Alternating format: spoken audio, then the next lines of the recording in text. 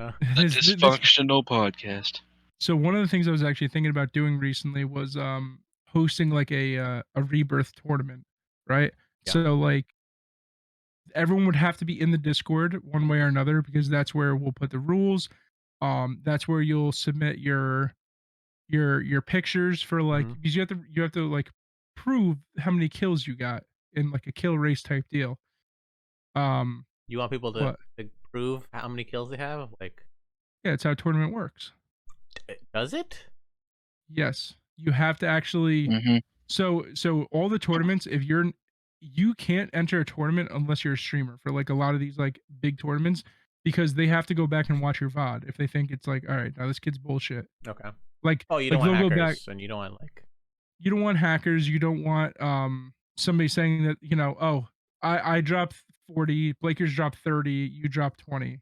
Let's just say. Yeah. And it's like okay, bullshit. That means you just set a world record. First of all, second of all, Blakers ain't dropping no 30. I'm just kidding. No, but like you just need proof essentially. So Yeah. I think doing a lot more customs. We can put it together. Like we just need everybody to be on the same page, put it together, make it a thing, and then we can, I can ask. There's a ton of people I know playing Call of Duty who would want to join, and I think wanna be a part Valorant of too, it. bro. Let's I think, Valorant. bro, I think that right there would make such a fucking cool podcast series. Is like us being commentators for Valorant. Yeah, sure. Like we'll just have like I'm assuming that there is like a spectator mode for customs. Well, the pros scene has it where they're going around with the camera. So Right, I don't know if we have that. I don't know if there's a spectator. Is there a spectator setting in the customs? I don't know. I haven't messed around with it. Thought there I was. would hope. I would hope so that you can at least switch through cameras, or at least something like that. Right. So let's say there is a spectating mode, right? Yeah. So then we'll have 5v5s, and we'll have like in the Discord because it's a PC only game. Right then and there, that's already guaranteeing people in our Discord, and that's a big community of fucking Valorant people, right? So we'll do like team 1, team 2, team 3, team 4, whatever. So team 3 and team 4 can do scrimmage while 1 and 2 play in the main stage, we'll call it. But we'll do it like this fun. We need a lot of people though. 20 people. Having 20 people is a lot to ask. I mean, at least that would be as bro. Think about it. We how many in our group do we have that play Val? We probably have like 5. There we go. So we need to get. But we're not even gonna be playing. Right. So it does. So minus. So here's minus 4. Minus 3. So we need to get freeze. No, I'm here. So well, all right. So the Phantom Sith, the person we played with in customs before, she has a lot of people that play Valorant, right? Yeah. So we do something with her, like get 5 people, and then also invite your community to come play in our tournament. Yeah. And it bro, it doesn't have to be a lot of money. It could be fucking. It can literally be like $100 to first place, $50 to second place, or I'm sure we can pull together some kind of money or whatever. But I guess it's basically the way it would work is trying to get as many people playing. Like let me see something in the Discord right now. We have Among Us, Valorant, Call of Duty, Apex, World of Warcraft, and Ark. So Call of Duty and Valorant, I feel like are really fucking easy for getting people into that Discord to really just start fucking, talking and just actually creating a actual group, like something that's more than just, everyone in general chat. Something that's like, if you're talking about Call of Duty and you're looking for somebody to play with, just be like, hey, running Rebirth, put into this chat right here. Just put into the Call of Duty one. Somebody will get back to you and like, yeah, let's play whatever. Well, I mean, you even think about it. You could do it with Among Us. Like you get. How many are you allowed in a lobby? Is it like 10 or 12? I don't even know anymore. 12, probably maybe more than that. I'd say 12. So let's say we shorten it to like, I don't know, 8 people, Okay. and you could even do that to where like okay, like say like, or even if you do 10, and like me and you and Six and Monkey and Arcade are in there, so that's 5 of us, and then you run the 5 games. It's hard as fuck to explain. Run 5 games, and it is like if you put everybody's name who wins on a wheel. So even if you win like 2 or 3 out of the 5, you get 2 or 3 of the 5 spaces, Mm-hmm. and then you And then spin you it, do, whatever it lands on, whoever fucking wins it. but then you do like a winners, like a 5 winners fight. Play The each other. 5 winners like get put on a wheel, or yeah, they go in their own lobby or whatever. Yeah. I mean, Among Us is a hard one because like you'd have to do if you're an imposter, you get 2 points. If you're part of the crew, you get 1 point for winning, Yeah, whatever. So I guess it would work. you're just making it a lot harder than what it really is. Well, how would you do like a win and lose situation? So if you, that's how I would do it. Like you just said it. If you're an imposter, like you win 2 points if you win the game. If you're a crewmate, you win 1 point if you win the game, because you're gonna have a lot more crewmates than you are imposters. Right. So then it just goes by a point system, or you can even do that. You go by a point system, and whoever has the most points, like it gets put on a wheel, and then they spin it, or then we put them in their own another game, and Yeah. I mean, Oh, like it's just about like letting people know that we're either doing Call of Duty, or we're like this week, or we're doing Valorant, or we're doing Among Us, or we're doing whatever, and then making sure that people know it's happening at this time. We need this amount of people. If you win, you get there's a prize pool, and we can a lock of Arcade's hair. And we can get a lot of people. Which hair? Exactly. Hair. You don't know which one is going to be. Your choice. That I shall take one ass hair. I think that'd be cool though. Even to start, bro, we don't need to do like cash prize, all this type of shit. Like maybe fucking once a month we can do a cash prize, and just slowly build it up, build it up, build it up. Like because who knows? To a certain point, it could literally get to like there's so many people wanting to do the Valorant tournament thing that because like if you think about it, if we do like a like this is gonna be on YouTube for the podcast, us like talking about the gameplay, right? Yeah. And then it's just gonna be a lot of exposure for people as this grows. As we can send them the video, we can post that on our Discord. People will want to see a full edited thing that includes them in it. That's why I say exactly. I also want to do the supporting small streamers. Like doing the challenges, going into other people's stream, do this, do X thing, and we'll give you some biddies, or we'll give some subs and stuff like that. And then and we have a whole commentary, and then afterwards we make sure we get those people, and we'll put it on our Discord. And we'll be like, yo, it's on our Discord if you want to check it out. It's on our YouTube if you want to check it out. So it's just another way to get even more streamers involved and want to be part of the Discord and the community. Exactly. I think giving people a place where they can, actually find like there's a lot of small streamers that do customs and shit like that. I feel like the weirdest part is, bro, like being dead ass. I feel like if you're making like even a little bit of money and it's not your full-time job, there's so much you could do with that money that you're making from Twitch to give back to your community to make it grow even more. Like if you really think about it as an actual business, right? You don't just keep taking that money, putting it into your pocket, put it into your pocket. No, you keep reinvesting. You own a business. So at the end of the day, Twitch is a business. Like, you have to brand yourself, market yourself, whatever. And if you're just taking money every single fucking time and not doing anything, that's why it's not growing. It's because you're not giving it a reason to grow. Whether that's not like, you didn't upgrade your equipment, you didn't, do a giveaway, you didn't like impact somebody in a way that's like, holy shit, that was cool. Like, even if you're spending money to buy merch for a potential sale, like, but not like the one flaw that I see with a lot of people that are doing merch is like everything is very, this is my logo, wear it, and it's like a walking billboard. I'm already planning on doing like a small batch merch that I'm just gonna like give away or whatever. Mhm. And it's gonna be on the front right here. It's gonna be a small logo on the chest, like on the pocket, area or whatever.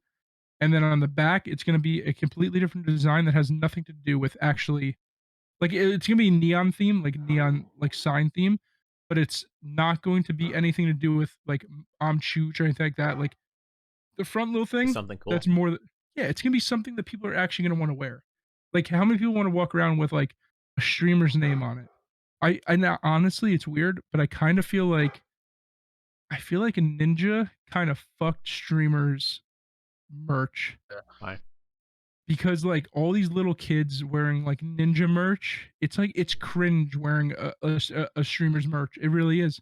It's Yeah. gotten to that point where, like, he almost sold so much merch that it's almost cringe. That's because Ninja's kind of cringe. I don't think that like if you're wearing somebody cool that we respect, I think it's a little different.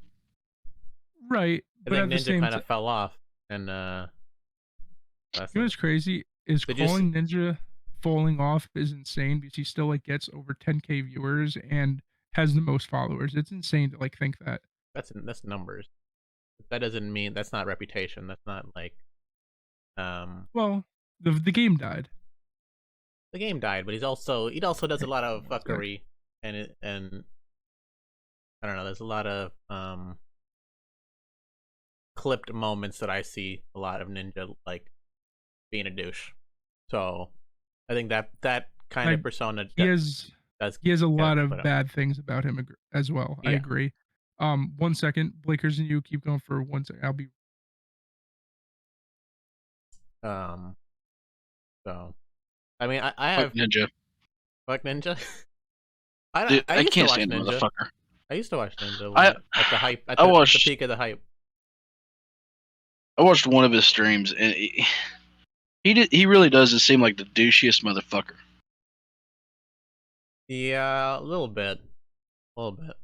It's Dude, a that's it's an ego thing. I don't know. honest. It is, and the bad thing is he knows like what he's gonna portray to more, and that's smaller age groups. Yeah. But that's why I personally will watch like a Tim the Tap Man or even like a Cloaksy. I don't watch Cloaksy when he's playing Apex because it gets fucking boring. Yeah. I like But watching Dr. Disrespect. Like he's I do funny. watch him too. He's funny. Yeah, I don't watch him that much anymore. And he's got like a really cool like intro and like just the character is all there's so much setup and like context. It's like it is like more of a show than a lot of Oh, streamers do. 100%. Um, Who do you watch for gameplay? Like just for actual gameplay, gameplay for Call of Duty. Yeah. Cloaksy, Yeah? Cloaksy or Teep. Deep. Okay. The person I actually like watching, which doesn't make sense because I guess he has accusations, is Symphony. 100% that dude hacks. I don't know, bro. I think he's just Okay, so you're telling me there can be a dude in the fucking building across the goddamn river, and he just flicks on somebody instantly and gets fucking hit reg. right. if you watch his streams, he does that on purpose. Eventually, he's bound to hit somebody. Right. If He you see does it- some of Shroud's like some movement that Shroud has, looks like he's cheating too, but he's not. He's just that good. Bro, I you mean- should have seen me today on Valorant. Steve literally goes, he was like, he said something about that's a something ban, a van ban, a VOD ban, some shit. But like, bro, I was flicking on motherfuckers. And he goes, yeah, you're gonna get banned. I'm like, okay, calm down. It's the first time I hit my shot this game. Play back the VOD. You weren't recording though, so no proof. No, yeah. Well, you're not Steve. He'll just deny it anyways. Yeah, I think. I mean, so one thing that I saw today, I brought it up to Kenny. So there's like this Facebook group that I'm in. Haven't ever posted in or anything like that because I don't do the follow for follow. Fucking, follow my Twitch. I'll follow you back. Whatever. Yeah. Right. But this girl posted there, and she was like, just recently started streaming, and she's like on day 4 of streaming. She does Call of Duty, and she played like Roblox, I think, last night or some shit. Mhm. And I clicked on her Twitch link, and she was already at 95 followers. Mhm. in 4 days. Look, girls just have an advantage here. Yeah, they have it is what boobs. it is. It's insane, bro. I literally almost commented like, "Wow, that's So sickening." what this means is when y'all next time you stream, you need to wear like an undercut shirt. That way your boobs hang out. No, men can't do that. So you. Nobody, oh yeah, no guy can. true. It's just something that we don't have. We have to play it straight. Men have to play it straight. And when you know we actually are winning, or we actually are getting like followers and viewers, we know that it's because we're playing it straight, and it's for more than just body or face Well, or what sucks being a about girl. that is you're also going to run into those people who are like, "Well, he's just degrading women by what they wear and shit like that." This is a dysfunctional podcast. We don't censor ourselves.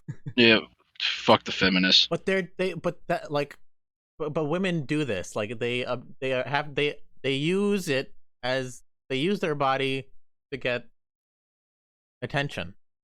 That is just the game. You know? That's why they take selfies, and that's why they know what it is. And it's also just the culture. Like there's a lot of simps out there, there's a lot of dudes who don't get female attention, and so here's a place that you can go to talk to, quote unquote, talk to girls or chat with girls and get their attention in a way, or you can give them money. The crazy part is, bro, their chat is moving so fast, so you have to don't know if you want that attention. This is why, bro, no, what they need to do what? is they need to turn off donations or subs to hot tub streamers, one or the other. And ASMR. I mean, that's a different thing. That's or just unmonetize them all and see how long they actually do it for, because they enjoy being in a hot tub and talking to people. No, shut the fuck up. You don't. No one wants to sit and... Nobody does anything for no reason. I mean, it's all a business at the end. Of course, but bro. So I mean, there's going to be issues like these girls, the female streamers do end up with an issue. I hear them talk about it all the time on stream, where weirdos come in and they say shit, and they say weird shit, and they have to address it. And this is gonna always happen in almost all their streams because of how they're putting themselves out there and the image that they're putting out. Like you're attracting weirdos, and you're attracting lowest common denominator people. That's just how it is. I agree. Fuck them. The girls that are doing that, provoking it, and then fuck the guys that are also being the creeps that are doing it. But the reason I said fuck the girls that are doing this type of shit, because all the girl streamers that aren't doing that, they get the same reaction from these little scumbag men who go into their chat and think that like it's just another girl streamer. It's like, no, this is a different girl streamer. This is a girl streamer that actually plays video games, is funny. I don't think I've ever seen her neckline. If you get what I'm saying there, if you look at some of these other categories. A little bit of modesty is what it is. Yeah, a little I want to say self-respect. Yeah, bro, little Victoria's Secret. She kept that secret. But anyways, the point is, like, what they're doing to like these other female streamers is not good, because there is just a problem with a lot of shitty guys on Twitch going into these girl streamers and yes, doing that. But it's because girls like Amaranth and all these other big hot tub streamers, whoever, Indie Fox, I think, is the other one that got banned too. Yeah. Now they're back.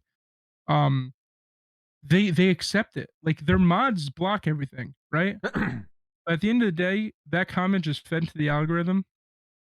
Their money still spends the same. It doesn't matter at the end of the day, is my point. In my opinion, like, this is a cultural thing, and this is feminism and female empowerment, because feminism tells women that to get the bag, no matter how no matter what way that's the goal, is to get the bag and make money and be independent, right? And it's encouraged. Which I don't blame him. You know, like I'm all for girl boss. You know, like get your money, Yeah, all that type of shit. but you gotta play fair. You gotta play fair here. At some point, you got to realize you're a whore. Let's be honest. But If the we were in that problem is, position, we'd be doing it too. Oh fuck yeah, dude! I would be somebody's little sugar baby. Fuck that. My light bill gets expensive. well, if you're intelligent, you wouldn't. But Oh damn! You heard it here first. if you're Folks. intelligent, you wouldn't. But what the problem is, whoring is encouraged. It is in the culture. If you're intelligent, you wouldn't, but whoring is acceptable. Let me tell you. Listen, just because you suck No. the dick to keep your lights on that month doesn't mean anything, okay? When your light bill's $300 fucking, you do what you gotta do. I don't do that. I don't do it. Oh, yeah, but my body out there. How are your lights still on then? Oh, someone's been sucking dick. No, I'm just kidding. Yeah, but you get what I'm saying, though, right? Like there's no consequence. There's no consequence for what's happening, and everyone thinks it's fine. And it's encouraged. Because there is men and women, you know, encouraging this kind of stuff and say, "You go, girl," you know, queen, all the simp behavior. Okay, and it's boss bitch. Boss bitch. Yeah. But listen. I'm not gonna sit here and act like a misogynistic dick and not say that there's also a problem with men over sexualizing women. I agree. Yes, you can say that's it's been like that since, you know, the beginning of time. We're also an evolving, you know, human race. Like we should be able to hold in our urges. Okay, but we're not evolving that fast. We're not evolving past technology, where before it was you'd have to see women to sexualize them, and now it's like on your phone, on the computer, on Twitch, live streaming. It's just it's everywhere, and I'd say that women sexualize themselves by putting themselves out there, posting these pictures, and wearing whatever they want on Twitch and all these things. No, listen, I do agree. But it's a flawed system. But here's the thing, though. You know, what's the difference of a girl doing it on Twitch and making money off it compared to a girl that goes into a bar in New York City and is just getting free drinks? Hang on one second. Because one is harder. One is harder to do. And one, it's very different to go actually physically get up out of your chair, out of your house, put some clothes, whatever, go into a bar and have to face people and reality and have those kind of interactions. That's harder than sitting in a chair or doing whatever. And again, there's a wall, there's protection. You're not seeing anybody for real. You're just seeing chats. You're just seeing words from faceless people. Put that down, Blakers. You're literally putting your information out there to the world. Hashtag Venmo. So it's different. There is a difference between putting yourself out there in the physical world and putting yourself out there on Instagram and on social media and on whatever. And men's relation to it is different too, because like you see a hot lady, you have a reaction.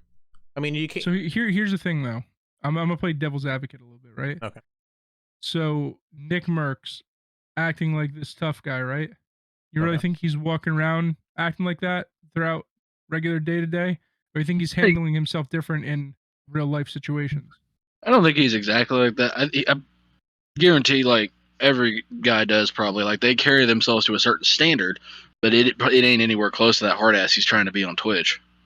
Right. So my point is, everyone has a persona in the front of that camera. Mm-hmm. Just because their persona comes off probably skankier than what they actually are in real life is my point. You know, they found a key that was hidden underneath the mat, right? And they put that key into that hole and opened up the door to the ASMR fucking ear-licking realm that is today. Pandora's box. Yeah, Pandora should have that box fucking shut, all right? And my point is, listen, I'm not gonna say that's not a genius idea. These girls are making an amazing amount of money and they're becoming famous off of it. Good for them. what's the like? My point is, what's the difference of Kim Kardashian leaking a sex tape and becoming rich and famous off of that? That's another. Don't even get me fucking started on that bitch. My But point what's the is, difference? What's the difference between that and what? a girl doing it on Twitch that doesn't nearly have the amount of influence But or what money you're or saying is like power. is if a girl dresses slutty on whatever platform, it doesn't necessarily Twitch is the on only Twitch, one that really does okay, fine. it. On Twitch, it doesn't necessarily mean they're a slut, but the image that people are gonna have when first going into that stream is that they're a slut. Or that there's that connotation, like, because you're going to judge it, you're gonna judge the book based on its cover. You at first, at least, and then you're gonna, if you want to stick around and get to know her, yeah.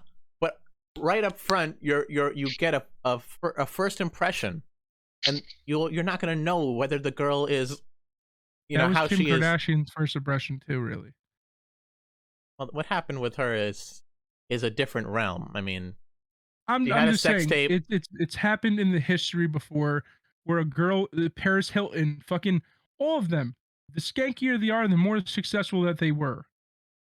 If you Okay, really but think about it, but that's maybe monetarily, but that doesn't mean right? Kim Kardashian is a success. Like, nobody should looking up to Kim Kardashian. Plus, A lot of people do. What? a lot of people She's do, but the- they she's the- shouldn't. A lot of people do, but they shouldn't. Why? Why though? Because look at what's happening with her and Kanye, and her whole, like, her marriage is fall apart, or kids, you know. Like, they had a I divorce, get it. right? Yes, and listen, but that's also because probably because people got bored of the relationship and their publicity. People told them, "Listen, you need to get a divorce to stay in the headlines." You getting bored of a relationship does not mean that you. No, the industry was getting bored of the relationship, so their publicist probably told them, "You guys need to make some noise and get a divorce." I bet you, Doubt it. I bet you, Brad Pitt, Angelina Jolie, same fucking thing, talked about everywhere, headlines everywhere, front page of everywhere, right? Brad and Angelina, Mhm. it was huge. Adopting all these kids, right? And then all of a sudden, they get a divorce. They were in the headlines again for another year straight.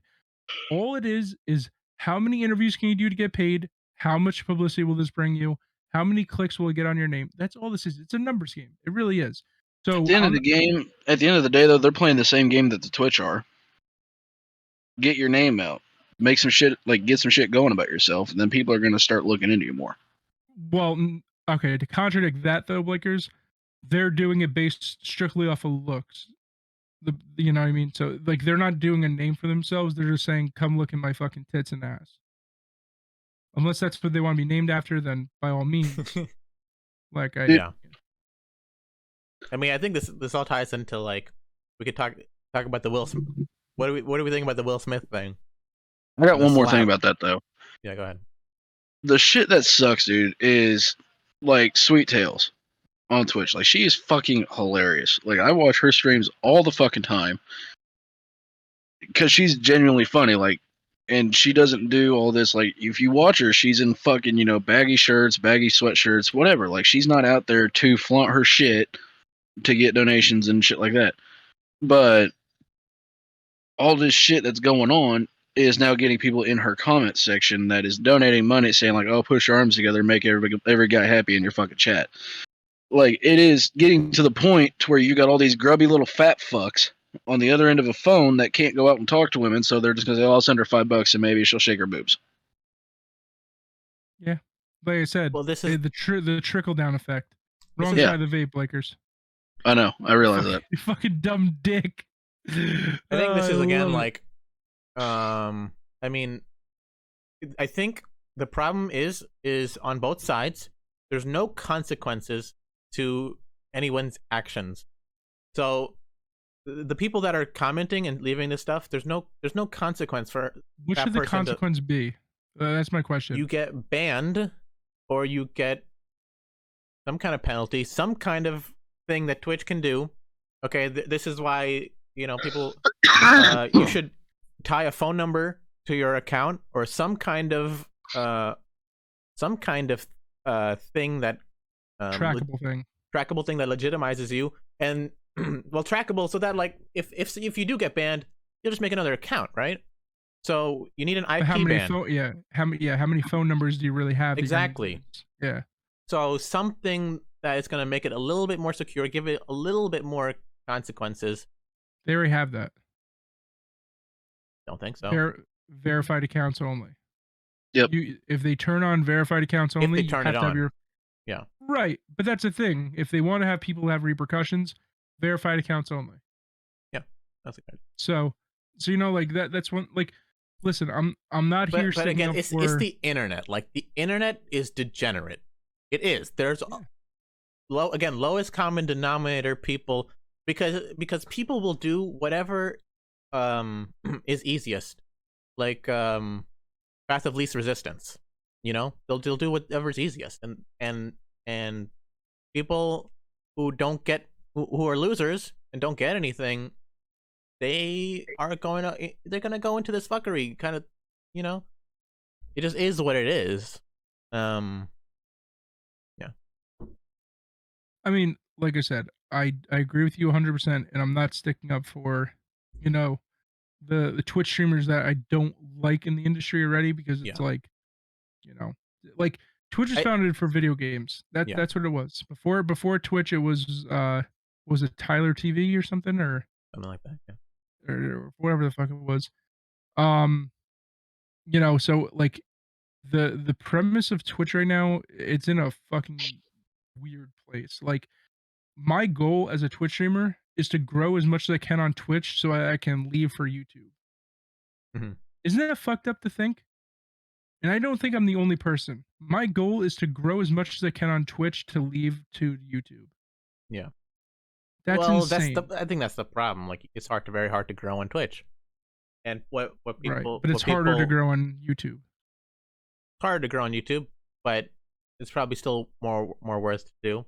I mean, they're different. I I mean, think it was Justin TV, by the way. just yeah, something like that. I was gonna say something, I forgot. Growing on Twitch. Growing on YouTube. Yeah. Again, this is the whole YouTube Twitch thing. Like, live streaming has its benefits where people can come in and interact with you, and that's more valuable to people a lot of the time, more times than you making a video and talking just to the camera. Right. It's very hard to make a piece of content, at least that I found, make a piece of content that is very engaging from start to finish and adds value to someone's life. So I think Twitch does add value to people's lives, because you get this sort of, like, again, like Twitch, like growing on Twitch is about networking, like meeting people, and that's the best part of Twitch, is you get to meet all these cool people that you would have never before, and you actually get into like a Discord call with them, and you realize like they're just super dope people, and you're playing video games for however long. Like, it's crazy that can happen, and maybe that probably doesn't happen as much on YouTube, because you're just making videos to a camera, and not necessarily like people will comment and subscribe or whatever. But yeah, networking is underrated and underutilized on Twitch. If you want to grow, you just should meet people, and not just sit in your own Twitch stream looking at the view count, hoping people come. It's not going to happen. It's Right. a little bit more than that. It's going into other people's Twitch streams, being a part of the Twitch community as a whole. So, But you know what's crazy is that, like, I agree with you, but there's like there's so many like I don't know how to explain this, but basically, like, I've questioned why one of us hasn't like popped off yet, and even like a 50 average viewer, 100 average viewer range, right? And that's still high. That still puts you in like the 0.1% of Twitch. So, you know, like, I always question that. I was like, our group is funny. Like, anybody that's like, I actually we have friends that follow like mine and Kenny's Twitch account or whatever, or like our social medias for Twitch. Mhm. And they like, just the other day, my boy from New York was here, and he's like, bro, He's like the clip that I just watched from one of your Twitches. He's like you guys are so fucking funny, and it literally is making him want to go out and buy a computer. And he's been talking to us about it now, and like he wants to go out and buy a setup. Like he's like you guys are so fucking funny. He's like, I actually watched that clip like 20 times over because how funny it was. Mhm. And I was like, so we're a funny group. Our gameplay isn't bad. Like like we can do very high kill games. Is my point. You know Yeah. what I mean? Like just the other night when I was with Blakers, second game on that new rebirth thing, I dropped over 20 kills. And it's not like record breaking fucking kills. I get it. It's not like crazy, but it was over 20 something kills. And like they were all like had really high kills too. I forget what it was, but I think we ended with like 41 or something altogether. yeah. So like we have gameplay, right? Like most of the games I would say on rebirth, I'm getting like double digits when I'm on a good night. If not, it's shambles. Yeah. But most nights I can like run double digits. I would say maybe I'm fluffing the numbers a bit. Lakers could tell, Did but you notice how many kills Six takes? a lot. Yeah, the damage. Dude, no, like I'm still pissed off at him from the night I was on PR pace in fucking Verdansk. Six lets the dude res on my PR kill and then kills him. Wait, is that why you were pissed about him letting him res? Yeah. Oh, makes sense now. I didn't know that was your PR kill. Yeah, because I was wondering. I was like, that's like typical Six behavior is him taking your kill after a bro. He's done that so many fucking times, and I'll say, and we do the same thing. We're like, why the fuck did you let him res? And then he'll be like, I was reloading. Okay, is your fist broken? Is your fist fucking broken? He like makes up the lamest excuse, and then he'll just make noises afterwards because he knows he's just stealing kills. Either way, he's not here to defend himself, so that's why I'm gonna say it. But no, like I said, it just doesn't make any sense to me. Like I see other people put out like some of the shit that they put out, and I'm like, how do you have people actually watching you? I'm talking about guys, not even girls, because girls, it's hard to say why people are watching.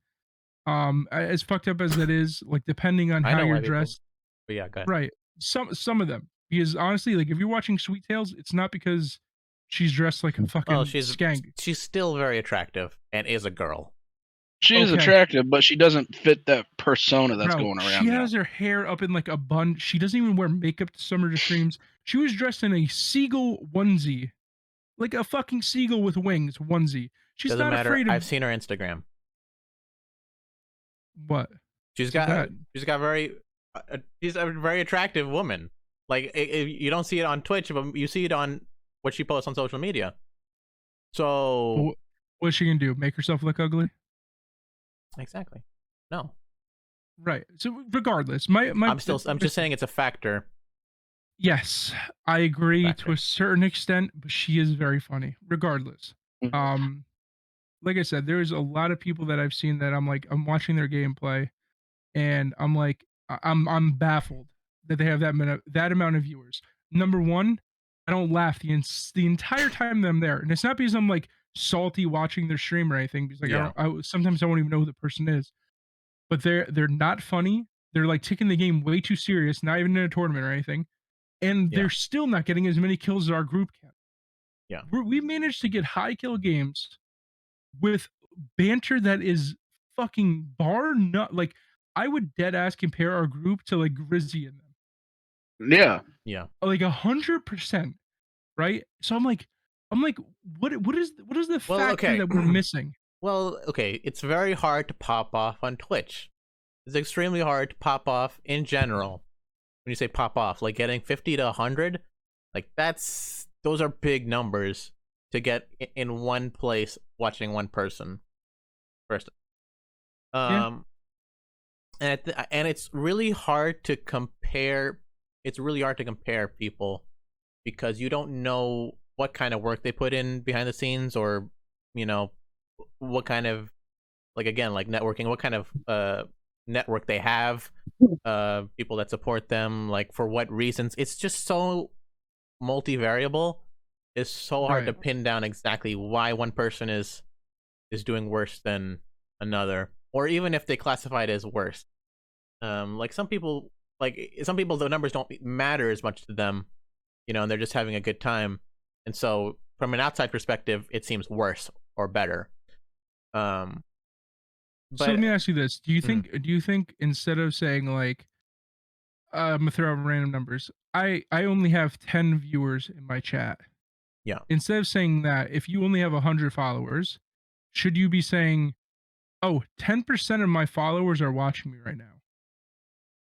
that's Like insanely if good. That's a insane percentage. well, I'm saying yeah, but it's also a low amount of number.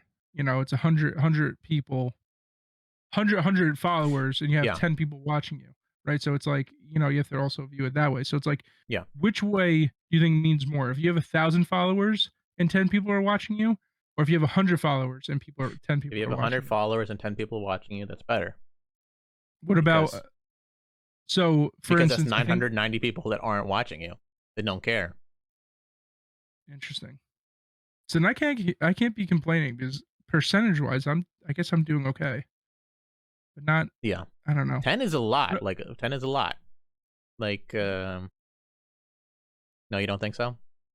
I don't know. Like the only reason I like it's hard to say it is because I see these other people with dog shit content that are getting like 50, and I'm sitting there like good for you, whatever you figured out, like whether it's a TikTok that popped off, maybe you're Yeah, live right now on a different app, maybe I don't fucking know, but like 10 isn't a lot to me anymore when I start to see people with 50 that I'm you like, can't do that though. That's you see again, like what I was saying before. Like there's no way to know why a certain person has this many viewers. Like comparing yourself to others on that's like it's not.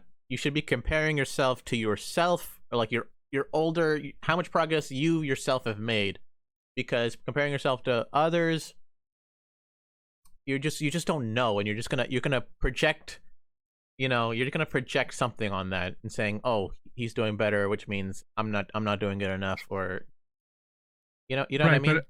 but yeah, but I think it also depends on your mentality though, because Oh, it's a I mean, mentality thing. So Blakers, you can probably agree with me because like arcade. I don't know if you did play sports or what sports you played, but Blakers, you grew up Not in really. a sports environment your entire life, whether it's playing baseball Mhm. and type of shit. So that competitive mentality, if you see like a kid on your team, right? So let's say your team is Twitch, and you see the kid that's also a pitcher, and he's throwing 80 miles per hour, and you're only throwing 72. You're gonna want to work your ass off to throw 80 miles per hour and better yourself because it's like, fuck, he doesn't have the same pitches that I have because I have a curveball, a slider, a fucking knuckleball. He only has a fastball and a changeup. So it's like he has the speed, which is like, oh my God. But it's like you have all these other variables that are like what people really should be looking for. It's a sports analogy. Like arcade, if you don't understand it, it's I okay. get it. I think Blakers, do you understand where I'm going with that? I do. So it ties into it because so I was a starting shortstop from sophomore to senior year because freshman year is when I transferred schools, so I was ineligible for the second half of the year. And so I was a junior at the time. I had a freshman come up to me and goes, "Man, I'm a lot better shortstop than you." I said, "Okay, here's the deal. I'm not going to give you this. You're going to have to beat me. Like it's that simple." And he goes, "Well, what do I need to beat?" I said, "Okay, here you go. I hit 328 that year, hit 4 homers, 61 RBIs, and I had a 97% fielding rate." That's I looked at him and fucking said, solid as shit. "I had D1 offers, dude." I But just said, for Indiana, I didn't for Indiana. I got offers I had an offer from West Virginia, had an offer from Tennessee State, had an offer from Texas Tech, which I wouldn't even really classify as that an offer because like they were looking at me, but when I told the recruiter like I'm not playing baseball anymore because after high school like I was just fucking burnt out on it. Like I told my dad when it's not fun for me anymore is when I'm gonna quit. I don't care if I'm a sophomore in high school. I don't care if I'm a senior in college. Whenever I'm not enjoying it anymore is when I'm done. And he was cool with it. Dude, I even had a fucking offer from Rice, which is a top 20 program in the country. I got offers for baseball too for college, but it was for a couple colleges in Pennsylvania that were giving me like a 75% ride. He's like Oh no, dude. my academics were kind of like ass, to be honest with you. The only Still one that could go wrong. wasn't a full ride for me was Texas Tech. Like they offered me 70%, but I mean, still like 70% to one of the best college baseball programs in the country. Like I'll take it. You didn't take any of them. Didn't take a single one. Why? I wasn't enjoying myself anymore. It felt more like a job than something I wanted to do. Even Steve was a fucking amazing pitcher, and then he fucked up his arm, his shoulder, dislocated it, and he pulled his lower back out during Damn. the donuts you put on your bats, Blakers. Yeah. So he put like 2 on or whatever. He's swinging normal. He's just getting loose. And the one time the bat slipped out of his one hand and it spun too far back and he hyperextended his lower back. And bro, to this day he has lower back problems. Dead ass. Well, all my offers got withdrawn anyways because I tore my meniscus. Oh yeah. Senior year in my final game of sectionals, my senior year. Hmm, Even well, if we would have won, I was done for the year. yeah. So either way, that's a hard thing to. Well, even like Texas Tech was still telling me like, here's what we can do. We know you tore your meniscus. We can redshirt you, and you'll have an extra year. Like I'll be healthy by the time the fucking year starts, though. That's still an injury for a shortstop. That's not the best to have. Well, their plan was they were going to move me to second, so guess I it'd be wouldn't more have doable. to move as much, and I wouldn't be putting as much strain on my leg. But that factor of it's a lot easier to tear again when you tear it once, Right. Especially in sand or turf. which killed me in the end. Yeah. Either way, I get it. But all I'll say is I think in that situation where you're playing amongst your peers and you're all around the same age and you've had the same they're your peers. Where Twitch is a little bit more diverse, different age groups, different backgrounds. They've been doing it for a different amount of time. Some people are new, some people have been there for years. So it's just, again, like I get the competitive nature of it, which is good, but there's always going to be someone with more viewers than you. There's always going to be someone that you can look at as doing better than you. Always, at all times. That's just unless the you're nature of it. Osmongold. Yeah, or XQC. Yeah, right. Then you can look down. Then you can look down. Yeah, be like, oh, I am doing better than them. Yeah. Yeah, I mean, like I said, it's as long as it fuels you to do better, I think that's fine. But if you take that information in and go, fuck, what the fuck, like, and then it brings it down, then it makes me question what they're doing that I'm not, So like, which is what you should, I guess. Like right now, like I actually am like talking with a lot of different streamers to do the one person was for Warzone. The one person was for I want to say Valorant. Yes, one was for Valorant. He's actually in my YouTube video. Link in description. I'm just kidding. So one was in my YouTube video, and then the other person was somebody that I met through our community. No, I met him through Instagram, and he wants to play. Actually, just the other night there was somebody that followed my channel, and then he was actually another streamer, and he played with me for a bit. And Six, and I think Blakers was there too. Yeah. So yeah, I mean, like I'm starting to market more.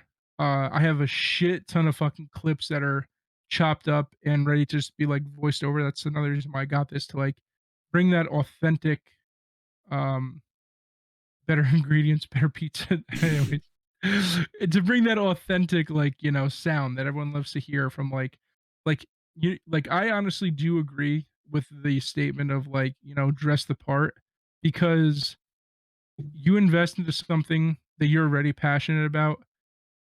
It makes you feel good. It makes your content better. Um, it just it goes hand in hand. Like, if you're using good equipment and you're enjoying what you're doing, people pick up on the authentic feeling, Mhm. you know? So that I mean, I don't I don't think I have a reason not to gain more viewers, and I don't think there's a reason for any of us to be held back. I would like to know answers of what could be done differently to make something happen, you know? I mean, like collabs, like what you're doing right now, and networking is Is that a poltergeist? okay.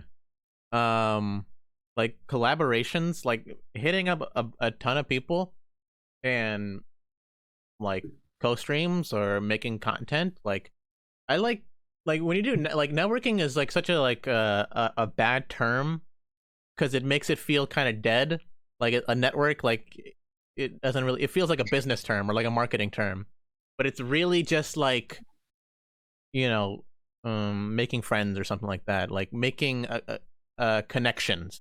Connections feels like a better word than networking.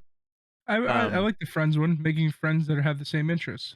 That have the same, yeah, and can be a part of your team whenever Right. like add value to your life, like expanding like having a team behind you and not just you yourself, because one man can only do so much, but having a team that's gonna back you up or make content with you is, I think, super important, and is not that hard to do on Twitch if you know what to do.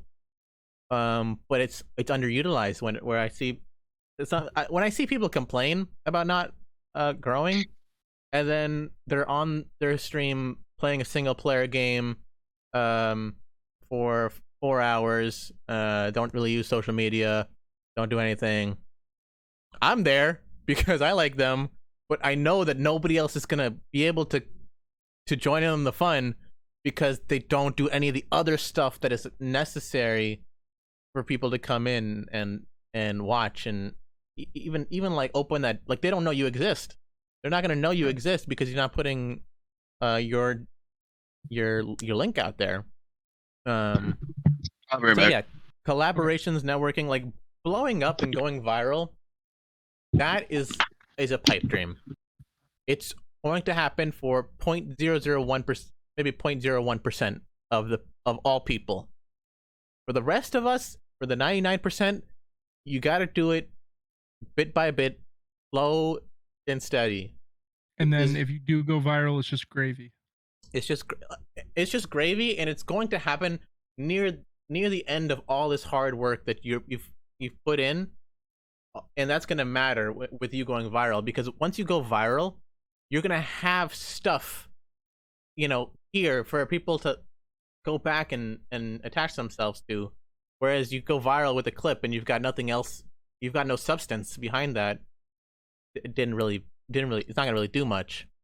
I've seen a lot of people that went viral on TikTok, and then like you look at their Twitch now, and it's like there used to be a 10,000 people living here, and now it's a ghost town.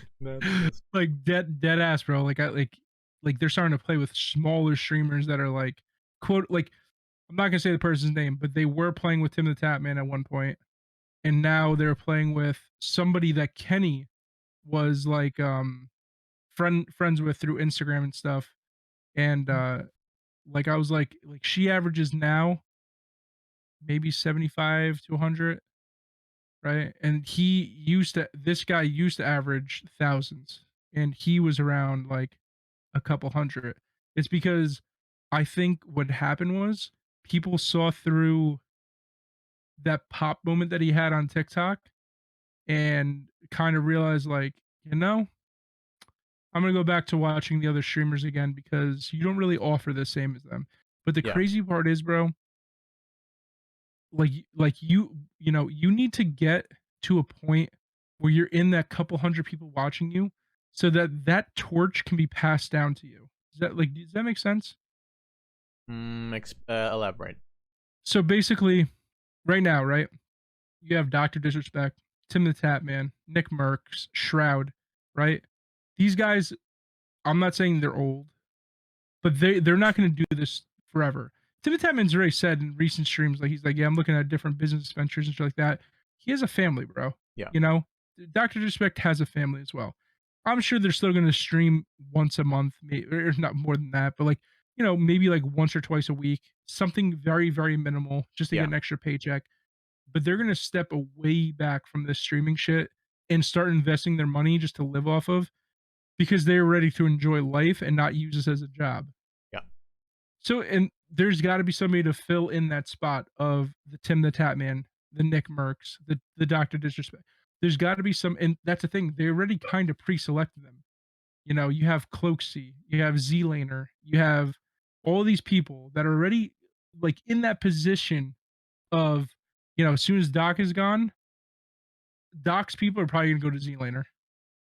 Like the 20 something, 30,000 people that are watching Doc, they're just gonna go watch Z-Laner because they played so much together that he already basically lit that torch and just placed it in front of him. Is like, when I'm done with this, you take that. Yeah. You know? Yeah, fuck So, six. So you wanted to trickle down. Hell yes.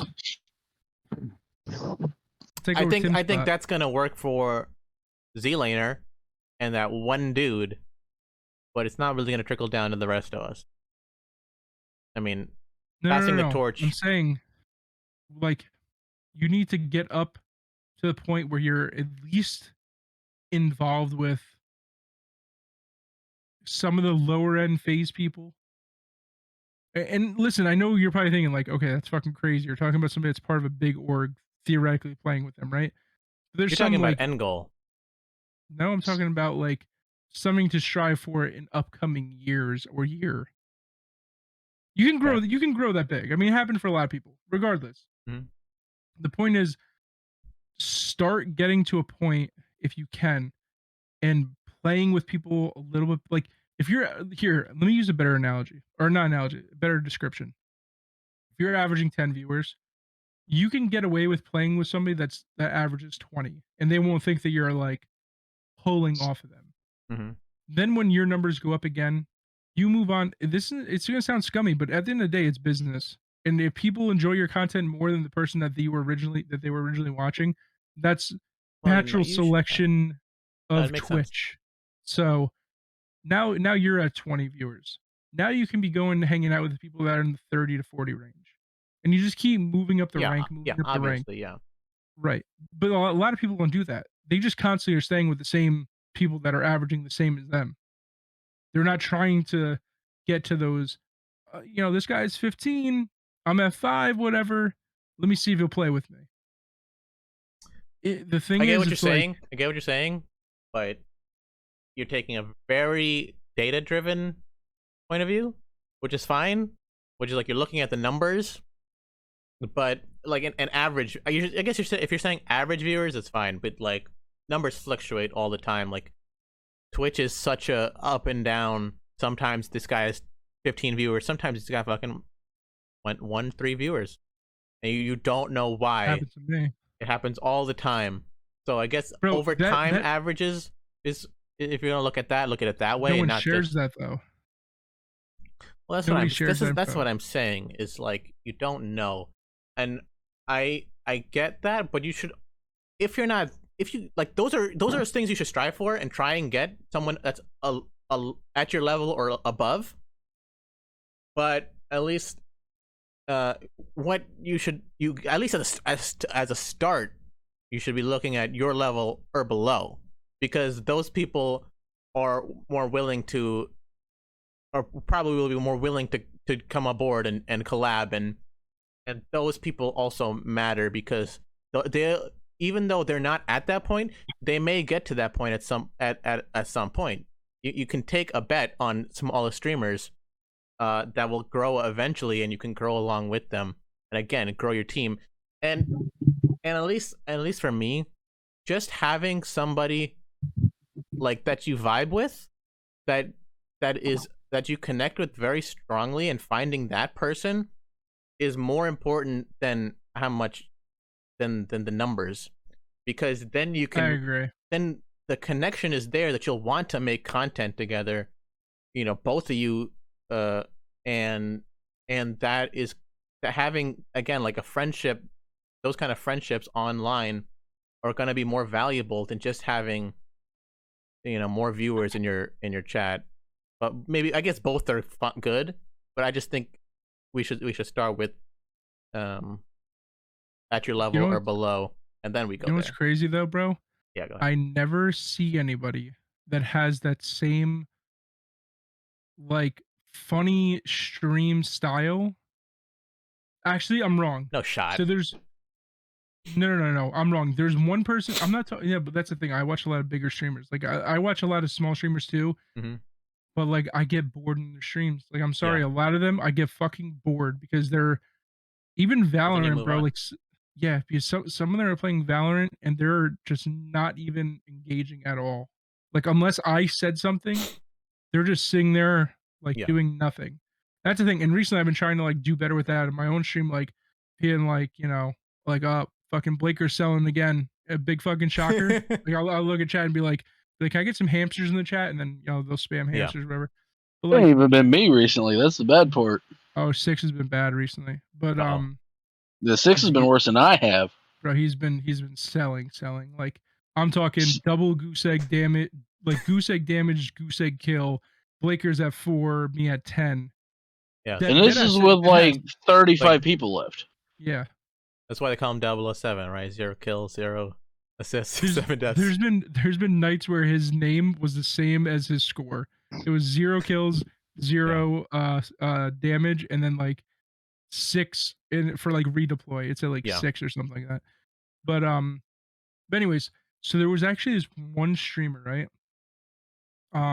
He's mad cool. I randomly came into his stream one time. His name is Corrupt. He averages like 400 to 500 viewers, I think.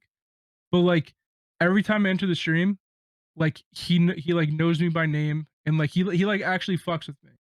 Like anything I say, like his chat moves pretty quick. But like it's almost like he put me in like VIP mode and like he like he talks to me. Like I'll ask him a question or whatever, and like then he'll like it sounds like I'm at Hooters right now and like, oh my god, the girl really likes me. No, listen, this will make sense. Like so I asked him the one day like, oh, are you doing the phase competition? He's like, nah, man, like I don't really think I am. But then like he doesn't even know that I stream, but I think he actually checked out my content because he's like, oh, like he's like, are you going out for like the phase thing? He's like he's like he's given off that vibe of like somebody that like I actually connected with through their stream, right? But he has a high number of viewers, so I'm like it puts those like blockers on me. Like I'm like, okay, he's not gonna play with me. He's gonna think like you're poaching, like just get the fuck away. So it's weird because like the shit that he says and the shit that he says to his chat and stuff, I'm like, fuck. I was like, me and this guy would get along fucking amazing. And in dead ass, I would play with him off stream. I don't give a shit. Don't give me the numbers. I would play with this guy off stream. He gets very high kills. He's good with a sniper. But the shit that he says to his stream, I was like, bro, he's funny. He's entertaining. I can see why people like he has the 400 to 500 people watching him. Yeah, dude, like finding somebody that's lower than that has that type of je ne sais quoi. I don't even know what that word means, but has that type of way about it, you know, is like it's hard. I think like even big streamers like they will learn your username. They'll figure out who you are. They'll remember your name. They'll remember your name for whatever reason. Like there are people that'll come in that you like better than others. It is just how it is. But I think finding people is really, really hard to do, and it takes some effort. Like what I do is what I do is ridiculous to find people, but it does work. Tinder. No, man. It's on Twitch. Or on Instagram or on any social media. No. It's very time consuming, but it results are like 1% of people it'll be cool.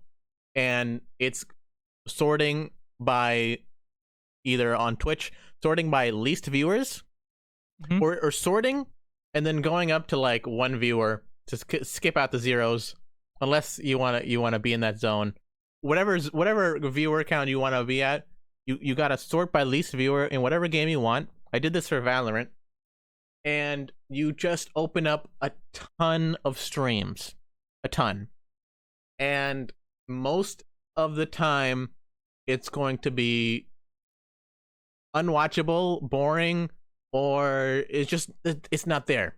You just don't, and you just immediately click out. You go next, and it is the Tinder swipe. Next, next, next. It really is, and like this is how, like, that guy Reject I've been playing Val with. Like, Yeah. that's how I found him, which is just the fact that he had like it was like a one viewer, but you just say hello in the chat, and the vibe, like at some point the vibe is there. Like it sometimes it'll take a little bit to figure out whether this guy is cool or not, because most guys or girls, they ain't cool. They're just not gonna vibe with you, or they're not gonna know how to even interact with chat correctly or pay attention to chat. You say hello, and then like nothing happens for a minute. I'm sorry.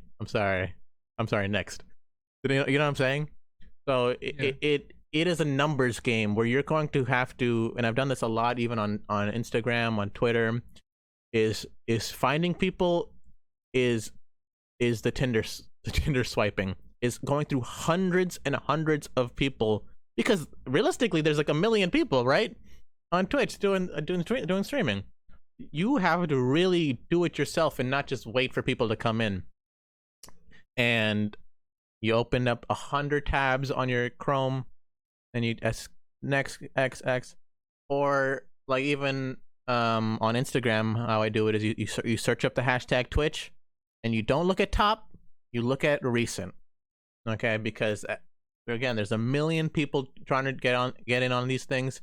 You got to look for the small dudes, and you really search through all that stuff. 99% of it is straight garbage. But 1% you'll maybe probably even less than that, you'll find some gold. You'll find somebody you connect with. And it's how I've made a lot of connections. You know what's crazy though?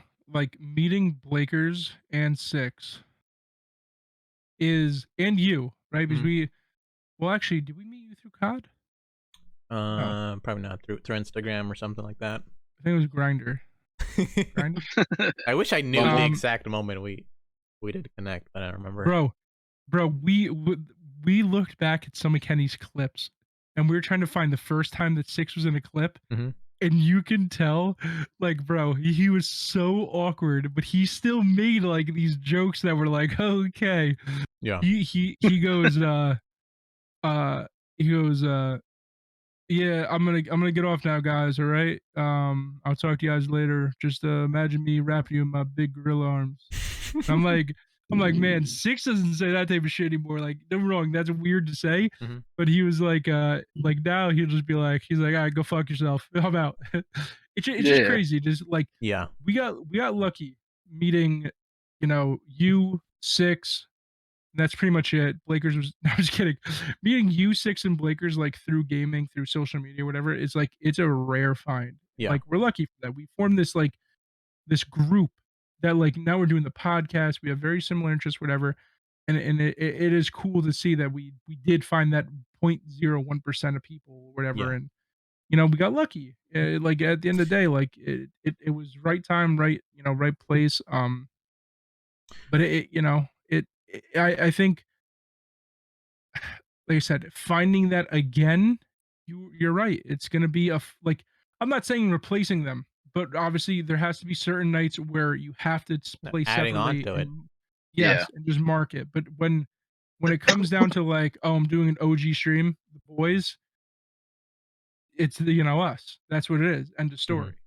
But if I'm doing like at the end of the day, the community that we have now will know the type of stream that I'm doing, whether it's for growth or for the community. As fucked up as that sounds, they'll be able to tell Like, okay, he's doing this because he's trying to grow.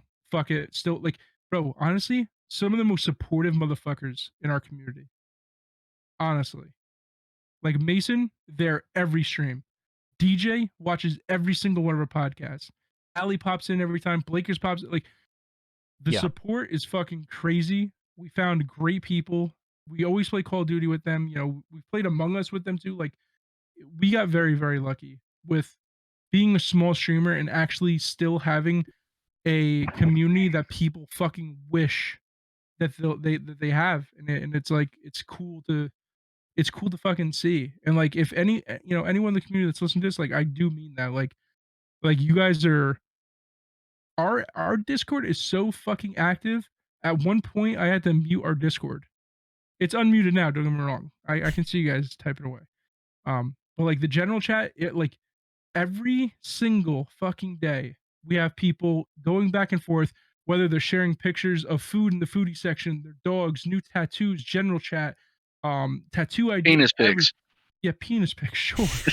Like, it's crazy, bro. It really fucking is. Like, what we Yeah. have going on now is fucking amazing. And just to add on to it, I think you won't know immediately whether like, again, like how 6 was kind of maybe a little different in the beginning, but and then you turn to something else. You never know the personality until you get to know somebody. And I think it's also the environment that you put people in. Like, the dynamic that you guys have, and the way that you have your streams, and just the jokes that you guys make, create an environment. And when people see that, and they people basically adapt to the environment, and they acclimate, and you can get a certain personality out of them that you never really saw before. Does that make sense? Like, you may not have ever have seen 6's insane, crazy, racist personality if you didn't give him that platform. He might have just been doing his dumbass Marvel shit. No, on TikTok. Shout out to 6 on TikTok. King 644. I'm kidding, of course, but you get what I'm saying. It's really hard to know off rip how someone is going to act, or how you're gonna vibe. So sometimes you just gotta give people a chance. And sometimes it grows into something like this, or it grows into a community. And it's even like, I met like Kenny through Instagram, right? And that led me to meet you, and basically everyone else, like, and Steve and Blakers and all these people, just by shit, you've literally been to Steve's house, right? You know what I mean? Like, we literally just all through chilled, that watched the Super Bowl. Just through that initial interaction comes all this shit, right? Yeah. And so that's why you don't take anybody for granted. You don't take any small streamer, no matter what their fucking view count is, for granted. They're people, and like, the friendship developed past gaming. Like, yeah. You coming over, watching the Super Bowl, drinking beers with us, us meeting up at fucking 11 o'clock at night to have coffee at a 24-hour. And getting hot chocolates. Yeah, bro. All right, so little story time. So the one night, me and Steve were like, oh, like, let's hit up arcade, let's go get coffee. Like, okay, we texted him. He's like, sure.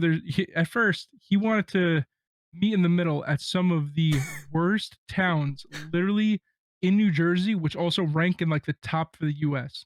Like, worst fucking towns. He's like, oh yeah, there's a 24-hour one here. Me and Steve were like, you don't know where that is, do you? He's like, yeah, it's like 20 minutes away. Now we're like, yeah, but you don't know what's there, right? Like, how bad that area is. And he's like, no. And we're like, yeah, skip. And then he's like, okay, next door to that. And we're like, that's worse. We're like, that's literally a worse town. So then we're like, you know what? We're just going to drive down to you. We go down to him, and this quote unquote 24-hour Dunkin' Donuts, we go to the drive through, and the guy's at the fucking window, and he's like, yeah, we're closed. And we're like, well, you're still here, and it's a 24-hour, isn't he? He's like, no. He's like, it's not 24-hour. And we're like it was. The guy remained there for the rest of the night. He just didn't want to work. And he goes, the cash register's down anyways. And then we're like, okay, cool, we'll pay cash.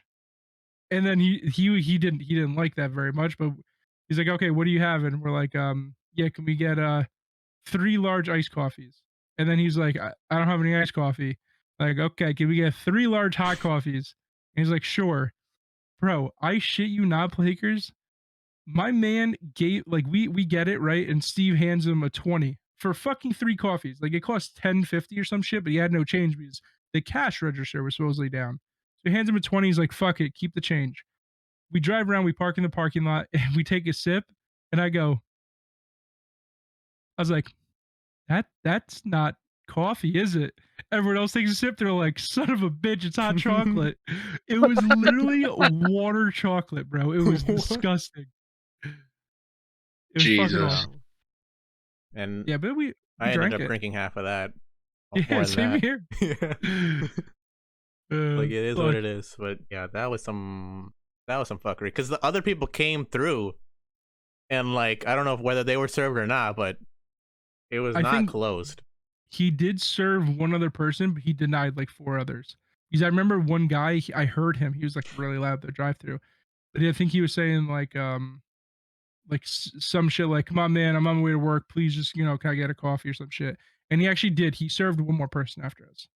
So why are you even there? Like, leave. Put the close sign up. Don't answer. Don't answer, so we can go somewhere else. Shut the blinds. Like, what Turn the off fuck? the lights. Well, I think he has to remain there so he can clock out and still get paid. Being get paid. Yeah, But yeah, that was some fuckery. that shit was funny as fuck. But yeah, man, it was like I said, it's cool seeing our community grow one person at a time, and Yeah. it's interesting to see too, like so we like I feel like when Call of Duty Modern Warfare was out before Vanguard and Cold War and shit, when it was just Modern Warfare, that's when we had the most amount of custom games, like running search like crazy. But even now, we could still do like custom matches. These people are still playing the same game mode, still always in Discord wanting to play and shit like that. So I'm just hoping that we find another game as well that's cross platform, that's fun for everybody, that like everyone will merge into again. Because I think Call of Duty's gonna last still for a very long time, Mm-hmm. but eventually it's gotta come to a breaking point. Got to. Well, it's gonna be a new Call of Duty. Yeah, but New they've been Warzone. putting out dog shit ones. Yeah, but Infinity Ward's next one's probably not gonna be dog shit. Because it's gonna be a sequel to Modern Warfare, so. And again, what they're saying, like a Tarkov type game mode, Warzone 2.0. Well, I heard rumors about them bringing back Verdansk, and I want to know your input on this. So some people are excited because Verdansk is way better than Caldera. The reason people didn't like Verdansk is because there was cheaters. Mm-hmm. They gave us Caldera with quote unquote no cheaters. There's still cheaters today. But if they just fixed the hacker problem back in Verdansk, way less people would have complained. So people are saying like, oh, I don't want them to bring. I actually was watching this one streamer. He's like, I don't want them to bring back Verdansk, and everyone in the chat's like, why? It's so much better than Caldera. He's like, I want them to do something better than Verdansk and Caldera. He goes, I don't want to allow them to have that cop out of just falling back to their old shit. He's like, I want them to keep progressing. I was like, okay. I was like, I can see where he's coming from, but if they can't produce something, and if everyone in the community is like, this is dog shit, just give us back Verdansk until you figure something out. Hasn't everyone already? Aren't we already at the consensus that Caldera is dog shit? Yeah, people still play it. People still play it, but not as much. Probably not as much. They're not getting Verdansk numbers. Nah. So Rebirth bring it back. Probably better. Rebirth is getting more numbers than fucking Caldera, I think, right now. I mean, are you're saying they're gonna bring it back? Are you saying in the next game or like soon? Like they're gonna bring back Verdansk and replace Caldera. I don't know if that's gonna be a full release of like Warzone 2.0 or whatever, but like instead of releasing a new map, which pisses me off, why don't you just have multiple maps? Apex does it. Fucking, you know what I mean? Apex is 4 maps by this time, right? Or even more than that. Like that. Yeah, and they're not even as big of a company as Activision Blizzard, Microsoft. Sorry, as Microsoft now. I know it's not them yet, but Well, some of Infinity Ward broke off, and like half of those guys went to Respawn. So all the good people from that used to work at Infinity Ward work at Respawn now. So that's why Wait, Apex is doing great. But Respawn got bought out by somebody, didn't they? Yes. Activision? No, didn't. Or who did Sony buy? Sony bought EA, didn't they? I have I don't know. No, not. It was know. not what I'm thinking of. They bought the people that made Destiny, not Ubisoft. Bungie. Bungie. They bought Bungie. That's what it was. Which is kind of an L. Maybe Respawn did get bought out, but whoever made Halo. Bungie. Yeah, that's who Sony bought. Yeah, but a lot again, like we're talking, the people who made Halo don't work at Bungie anymore. So right, that's a long time ago. Yeah. So that's the issue. Either way, I hope they give us Verdansk as a temporary fix, but they don't cheat us out of a new map. Like don't wait another year. Give us a new map. Give us a new map. How hard is it? Give us everything. Give us all of it. give us a fucking option. If we don't want to play Verdansk, suck my dick. Yeah. I don't know if I can say that or not, but suck it. Yeah. It definitely has a gigantic player base. Like you can 100% put in 2 playlists, or do what Apex does and rotate them. Sometimes Verdansk is there, sometimes Caldera is there. Easy. You know what's funny? It would be hilarious watching these streamers when Verdansk is in, they're playing Call of Duty. When Verdansk is out, they're playing like Apex or fucking Maybe Fortnite. That's the fear. Maybe that's the fear that that's your fault. You put out a bad map. That's your fault. Yeah. Apex would not have that problem. People would just play the map because it's fine. All the maps are good. But or maybe people have their preferences, but for the most part, I don't ever hear anybody saying that there's a bad map on Apex. But in Call of Duty, different story. Because this is the thing, bro. All they had to do was take the same blueprint of Verdansk, do what Fortnite did.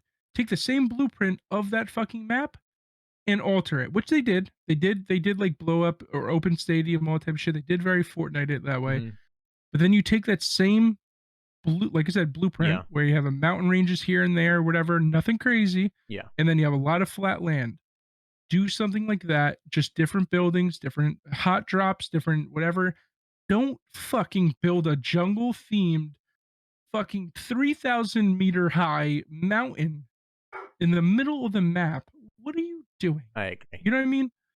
Like I've been playing Fortnite recently. It's like it still feels the same kind. I mean, like the map wise, you're jumping down. There's a bunch of different like locations, but a lot of it, the geography of it is still very, very similar, and that's why it works. That's why people still play. People still play it, yeah. Blakers, didn't you just download it? Yeah. Did you play yet? I haven't yet. Okay. The no build is pretty good. It works. And I think it's a great play. It sucks that they're not keeping it. They should. I don't think they can. They can't go back really because they've added in this whole movement system and clambering and all this stuff. It's temporary.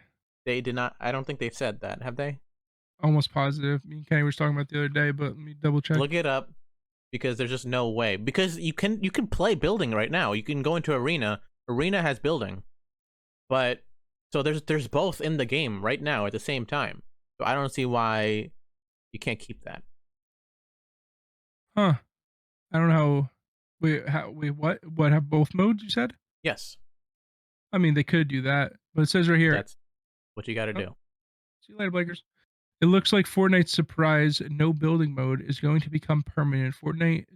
Oh hell yeah! Data miner Tuya revealed that the game now features solo, duo, and trio modes, in which the option to build is turned off. But that's from Eurogamer.net. That's from data mining. PC Gamer said Fortnite's no building mode will be made permanent. They're a pretty reasonable one to. I think the reception to no building has been overwhelmingly positive. No reason to turn it back. They're not idiots. Because the whole reason that a lot of people don't play the game is because of the building. Is because people don't want to learn this whole system, and when they want to try and kill somebody, they build a box and tower, and now it's a whole different thing. Here, it's like, if I kill you, I'm just better. You know, I'm just better. I think that's the weird part too, though, is that like, did you play Fortnite before when it had building? Yeah. I played it since season 2. Okay, so all right, so same. I don't know. Was it season 2 we started? It's before the chapters, before the golf carts. Yeah, original Fortnite. Like Fortnite, maybe it was before any seasons. Then it was like the OG. No, they're just starting seasons. I don't know. I Either don't remember way, what year that was. we've been playing since like the start as well. Yeah. And we stopped when shopping carts came in. It was right around that time. I remember it was like shopping carts Yeah. and golf carts. We're like, it's getting out of hand. Because then it was like these rockets and shit. Either way. Yeah. So like I wouldn't even say I almost think the building was okay to a certain extent, and here's why. Mhm. In the beginning, everyone was just doing walls, ramps. Yeah. Then you had, they turned Fortnite into this like unwinnable, fucking like I mean, back then it was easier to win or whatever, like in the beginning because everyone wasn't that good at building. Like they turned it into something where it's like these kids are home from fucking school during the summer and they're sitting there just cranking 90s like tick, tick, tick, tick, tick. It's like 90s. it's like yeah, but the thing is like they're not good at shooting. Like you put them into any other game, they're whiffing. The thing that they're good at is being able to click a rotation of buttons to place something right in front of them, and then they wait for you to push onto them, and then they go and click 2 buttons, and then they do a shotgun blast that's a spread. Yep. So it's like, well, I think it just escalated. Epic didn't like change. I think the fundamentals were always there from the beginning. People just didn't learn them. People weren't experts at them. And I left around the same time when people got too good at the game, and I'm like, or too good at building, and it's like, all right, it's not fun anymore because they're just building towers and and these edit plays. The edit plays is what kills it, is when you build a box and they blow out your box, they put their own box in there, they edit the thing, shoot shotgun blast, put the thing back, edit the other way, shotgun blast. What the fuck? What are we playing here? Yeah. But yeah, so it got too sweaty, and I guess that's not their fault. It's just the fact that the game blew up. Fortnite became like huge, the world's biggest game, or battle royale, and so battle royale. People putting in the time. I'm not trying to put in that kind of time, but yeah. And that's the thing, like it's crazy to think that, considering like how much time I guess we have in like Call of Duty. Maybe not you as much, but like our group, right? Theoretically, put the same time into Fortnite, maybe it would have been like we were good at building. Don't get me wrong, but it's like I spent hours trying to learn that building stuff, and I got really good at it on controller. Like I was cranking 90s and shit. But the thing is, it still didn't feel like the fight should have been who's hitting their shots, not who has more mats to constantly build away from each other. Yeah. Hey, you know what I see? Sometimes I see these edit montages or these 90s montages of just people just doing these crazy things. And I'm like looking at this and I'm like, this is content? Like, this is watchable? I don't understand what I'm looking at. You're doing things very fast, and it's a montage, and there's dubstep in behind it. I'm like, oh, okay. Yeah, I don't get it. I get it, but I don't think it's cool. I don't know. I mean, I don't know how people would watch somebody, because there is like the 1v1 build off thing, unless it's not in the game right now. I don't know. But like, I don't know what that makes, like how that's enjoyable, because like I said, all it is muscle memory of learning a rotation of buttons, because you're standing still going like this with your mouse side to side, but then after that it's just, if I have every hotkeyed, I can just go 1 2 3 4 1 2 3 4 1 2 3 4. It's like yeah, it's like no shit. I think it does make the fights a little bit more complex though. Like, it's not as simple as just shoot the other person, which is maybe why people enjoyed it. Where it's like the freedom to build and go anywhere, and you know you're on a giant building and you're building across like that, or you can just go up. Just the freedom is kind of insane to begin Destroying with. buildings, like Destroying actually buildings. harvesting the walls and shit. Yeah, It's I so agree. free form. It's so just It's very Minecraft-esque. right, You and know, if that's what people Minecraft, enjoy. yeah, I think Minecraft was such, you know, it's such a big game that's like you almost like harvested people that wanted a shooter style Minecraft with better graphics. And better Here, ingredients. better ingredients, better pizza. Sponsor us, Papa John's. Um, but no, like you know, like if you played Minecraft and you love doing like the building, you know, you go into editor mode or whatever, and you're just building cool shit, and you're playing and you like shooter games, you just got the best of both worlds. You're building shit, then killing people. Yeah, The only reason you're building is to kill somebody there, yeah. right? So it's like, you know, they definitely hit their mark with, you know, fucking grabbing that clientele for sure. I guarantee there's a correlation of Fortnite downloads compared to people stop playing Minecraft. I would guarantee Minecraft takes a dip when Fortnite takes off. Mm, I I think guarantee it. maybe. I think they're Think different about it. It's also demographics. no, I was actually say the opposite. I think the age demographic is Okay, almost identical. maybe. But You I think know, they and play the games for different reasons. You're playing Minecraft to yeah, build to build your house. Be way more creative in Minecraft than you are in Fortnite. of course, one's a survival, one's a BR. I 100%, you know, I understand that, but I'm saying at the end of the day, if you're somebody that loves Minecraft but you also love shooter games, Yeah. that's like that's your fucking Although winner right like there. Minecraft does have like the servers and stuff, like they have their own BRs in there and some cool game modes that I've played. Um, so Minecraft surprisingly has like an insanely huge community and people playing it, and it's really crazy.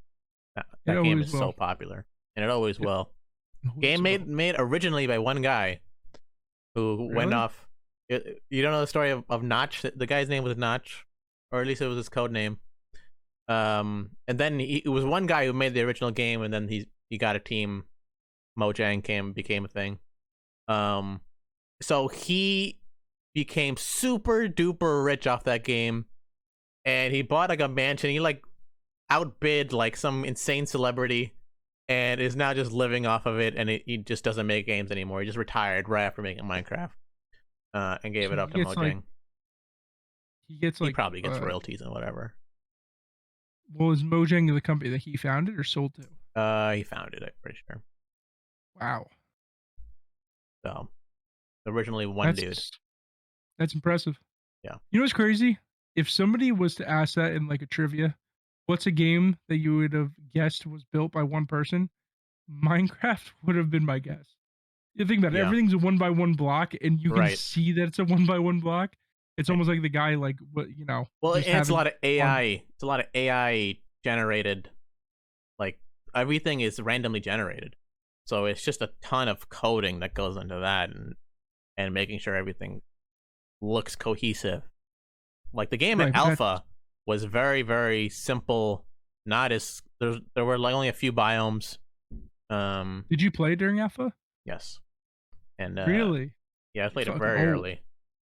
Yeah, I've been there for a long time. But That's impressive. so You yeah, played that during alpha. yeah. You, big baller. Oh yeah, it was a much different game. It was very very simple. Could you Um, imagine if you started making Minecraft videos back when it was in alpha and kept with it? Dream people who? did it, yeah. People did it, yeah. Dream who? No, like the one of the first like Minecraft Let's Players name was X. And he has like the first Minecraft Let's Play on YouTube. And that was my shit. I don't know. Let's play? You know, like a Let's Play. It's just like them playing the like game. How to explain this? You don't know what a Let's Play is? Like most gaming content on YouTube is Let's Plays. Like we're just watching somebody play? Yes, but they're commentating. Oh. Oh. Oh my But god, speaking of which. yeah. Well, go ahead. Go ahead. It's just them playing. Yeah, it's just them playing the game. And just doing like just talking over it, like basically Yeah. a pre-recorded Twitch stream of somebody doing Minecraft. Sure. You know, But just, they were in episodes like 10 minutes long, and then by the end of it, all right, I guess this is enough for this one. Time for the the next one comes up. Like, hello YouTube, what's up? I wonder how many subs that guy has. Probably a lot, but he stopped at some point, and you can go back to episode 1 and see what Alpha looked like. His name was just X. That's what he was called. That was what we called. I don't know if his username was X, but like, what was his YouTube name? I don't remember. Look it up. You don't have to if you don't want to. But bro, there's somebody on YouTube that blew up. We were I forget who mentioned it. I think Six brought it up. Have you heard of Jelly Bean?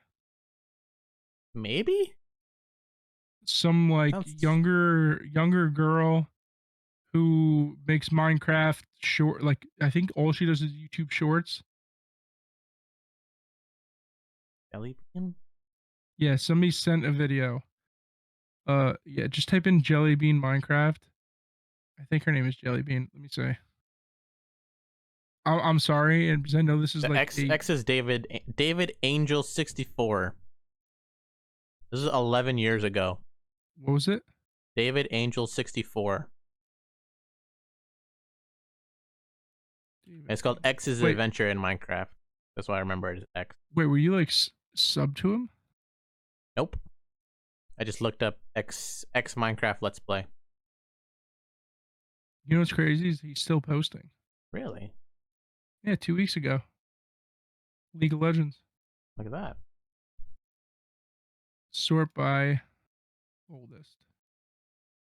X001 Death Knight Farming. Oh wow, his first video was a fucking WAP. Whoa. What? His first thing was World of Warcraft. 12 years ago. Yeah, bro, Death Knight, bro. Man, I should start putting up content back then, huh? Yeah, man. If you got an like, I actually had I don't even know, but like, I used to make animations.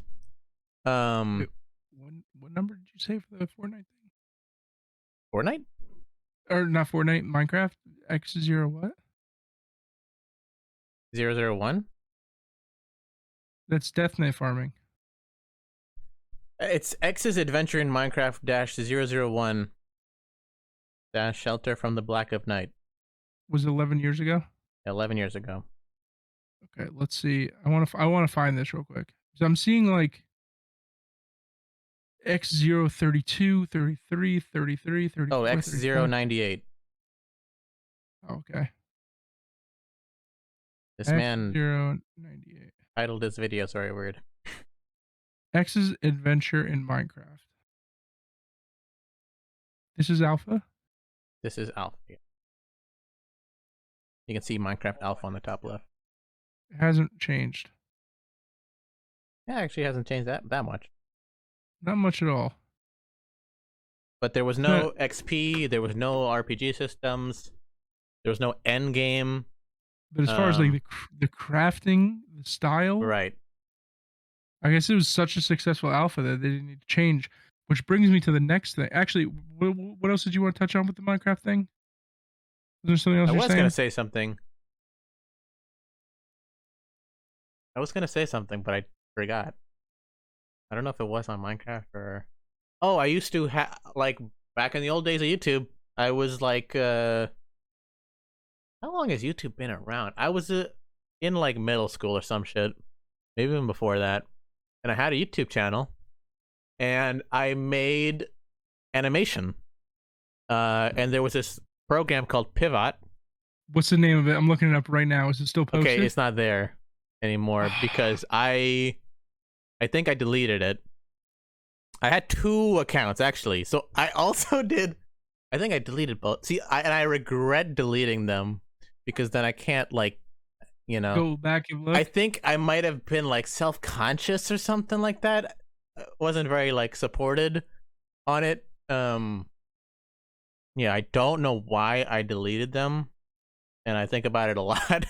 But so I had 2 accounts. The first one was animation, and there's this program called Pivot, which lets you make stickman animations, and you can like move people's limbs and stuff like that and turn it into animations. And I had almost 1,000 subs on that channel, and I made a lot of videos. And I even was starting to make like a series, like a storyboard, like of a guy like trying to get swole or something like that. Like he had some revenge plot. I got like really into it. And then at a certain point I stopped. And then I started to make Super Mario 64 Machinima. Real quick, Yeah, go just to ahead. touch on that. Do you understand like being that early on and having that many like subscribers on YouTube? I know, because Like- I had people that I had met through this that actually like were in my comments and were like, yo, this is like really dope. Like I made a trailer for this series I was gonna make, and like people were like genuinely like interested in it. And even the next channel I had, I remember that it was I named the channel Mario Man Sam. I don't know why. But Stickman Sam is like a thing. No, also deleted. And I don't think I had as many. I had maybe like 300 subscribers or something like that. But I had also met other people that like were also doing machinima, and like there were also again like people in the comments that were like really interested in this. And so I made Super Mario 64 Machinima. I don't know if you know what that is, but you know what a machinima is? Do you remember machinima? Isn't he the robot guy from Smash? No, that's Who's that? Wait, the The blue guy, blue and gold, or blue and yellow, or the blue and red, maybe. He was on one of the questions in our Jeopardy thing. no, wait, what? Mega Man? He's in Super Smash, and he's like a robot. A lot of people in Smash. He's a robot. Oh, the looks like Wally. No. He looks like somebody from Mr. Halo. Gaiman. Oh, Samus? Samus. Okay, no, that's not him. So machinima is like when you go into a game and you make like use the spectate thing, and like you make like a storyboard, and like people voice the characters and stuff like that, and you so you in Super Mario 64 you could manipulate the camera somehow. You'd get this little program, and you could go and be the camera and also be the dude, and you would act out scenes, and you'd have little subtitles and stuff like that, and we'd make stories and stuff like that. Machinima like was popularized. Machinima was the company. Do you know Cnanners and Hutch and all these people that were a part of Machinima? It was a very very big video game channel and company that spawned a lot of people like that. Cnanners sounds familiar though. You should, yeah. Cnanners was a very big YouTuber. Sark, you know Sark, Mr. Sark. There's a lot of people that came from Machinima, but that got shut down. It's hard to say. This is old school. This is old school.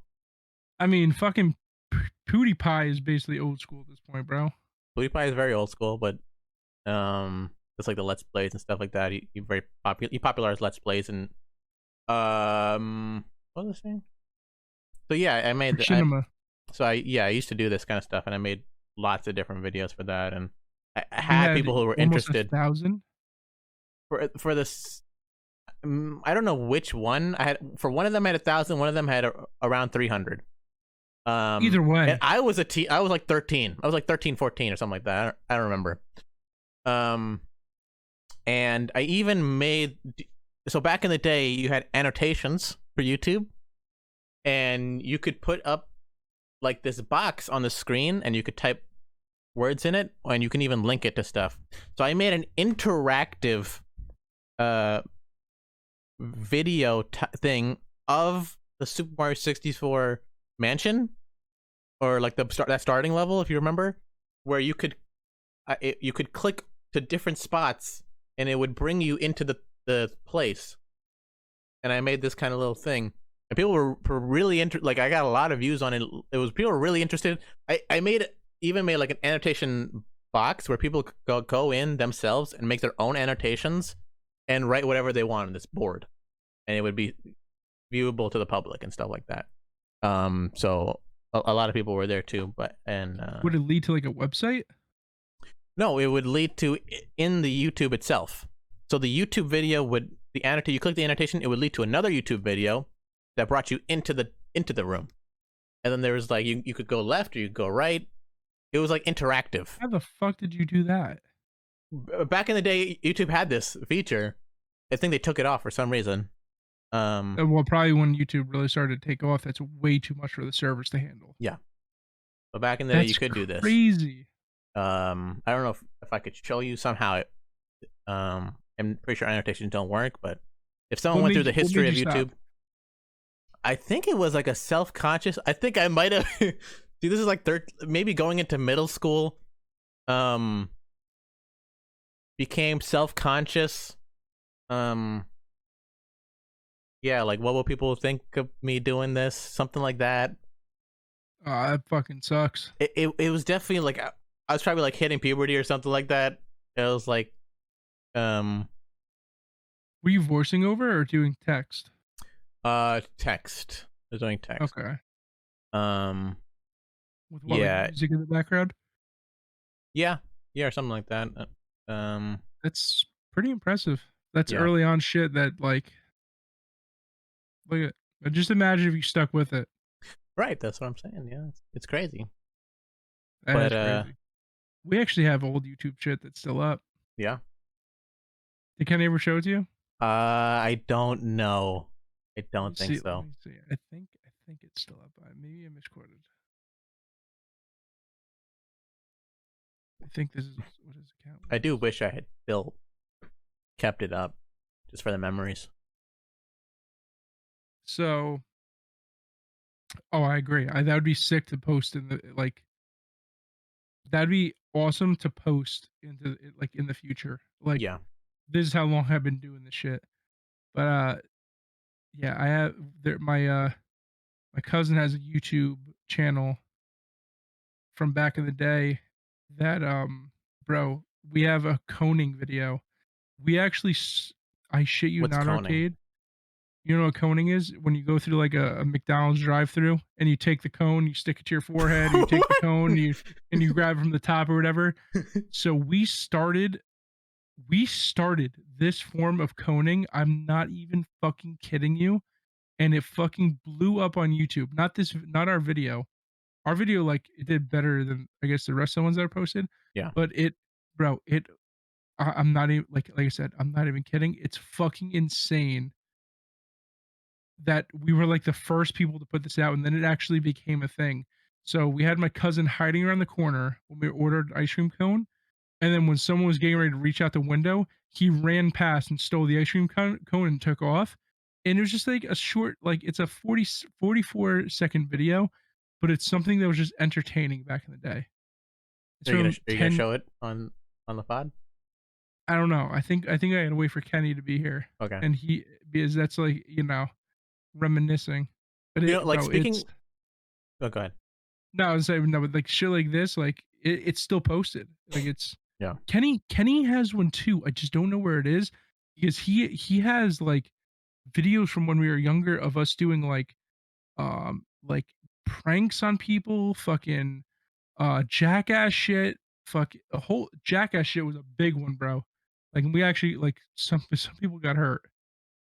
Like it was like some fucking like there was a hockey net, a soccer net that was flipped down, and we had my cousin who's the smallest out of all of us hold on to it while it was on the ground, off the ground, just like slightly, right? He was just hanging on it, and then all four of us or whatever flipped it up as fast as we could, and he went flying in the air and just slammed onto his back, and we're like, ow, cut.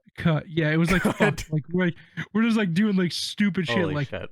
Like jumping off of a hill into a tree and then like dangling from a branch, and then the branch snaps and you fall down the hill. Yeah. Like shit like that. Like just random stupid shit, but it was like fucking funny. So back, did you ever think like you'd be doing kind of like the same kind of like making content like even now? You think back then you thought you'd be doing it, or you just think it was like a fun thing to do? What do you mean, like back then when we were doing stuff like this? Yeah. Did you think it was something you wanted to do, like even in the future? Back then, yeah, actually, yeah. So when, like, yeah, even into the future, I would say, because so when all this was happening, right? I'm actually trying to do the math here. Hold on. That's kind of crazy. Actually, it's only 2 years before that. Okay.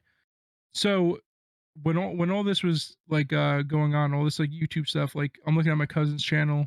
The first time we posted was 13 years ago. So that's Damn. 2009, bro. And that was the one where we had my youngest cousin like jump off into a tree and then dangle from a branch just to fall down a fucking hill. 10, like literally 10 seconds. Awful editing, just the most 2009 YouTube looking shit you can ever fucking see, Yeah. right?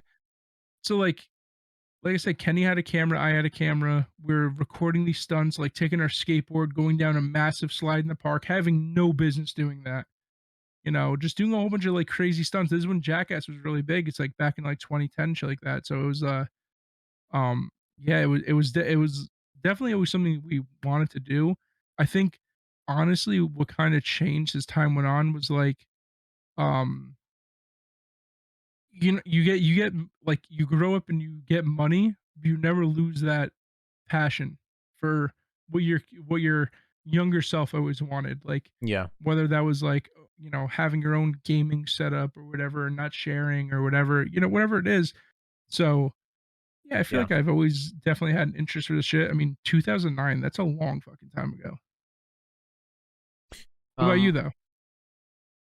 Yeah. I think it was always something I wanted to do. Was like I was on the computer a lot, and I was fucking around. Like I was very tech savvy. Um.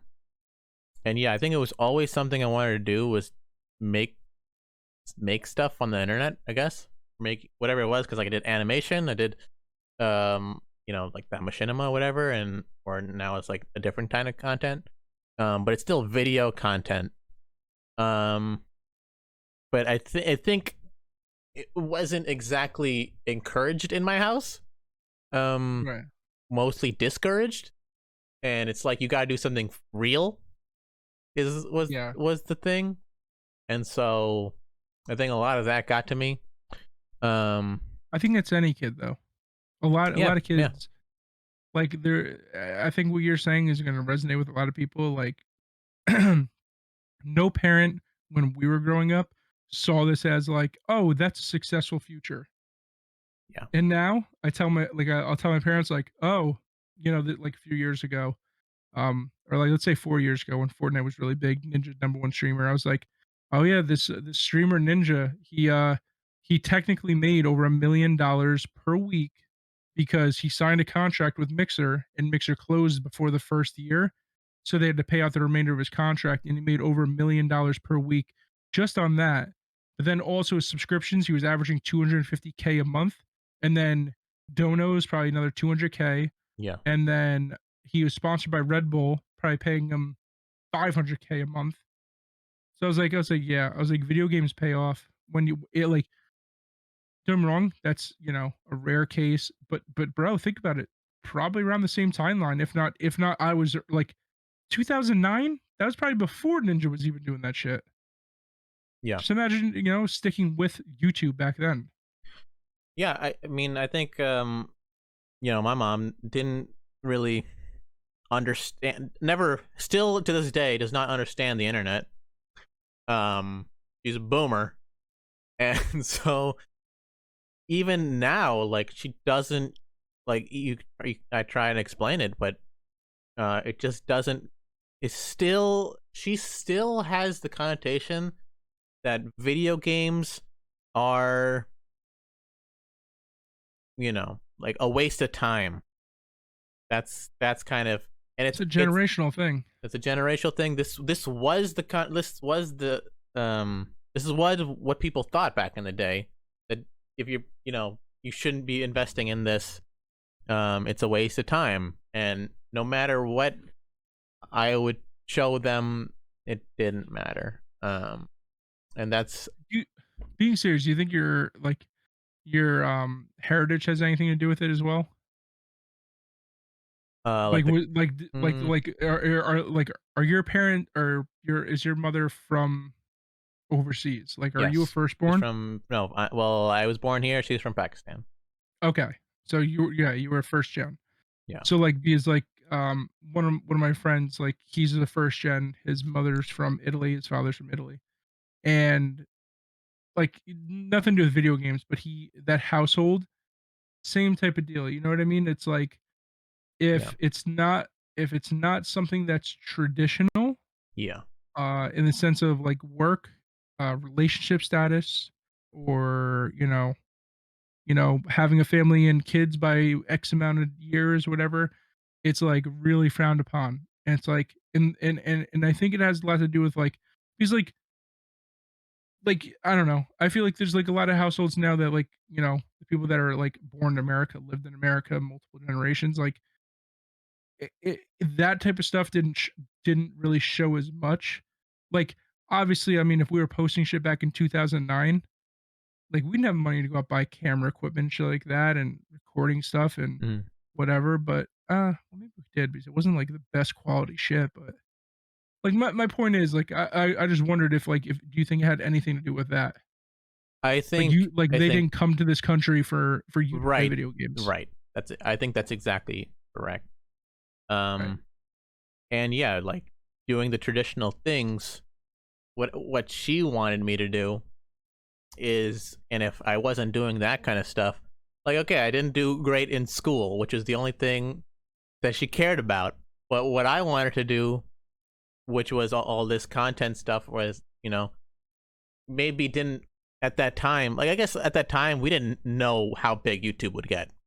You never Right. know, and how people would make money off of it. Um, and so I guess taking the safe route is more reasonable, is fair. So yeah, Of course, but I guess no culture one has has a crystal ball. well Would you say exactly. would you say I was saying culture had something? yeah, culture had something to do with it. I guess just the fact that it's a single mother.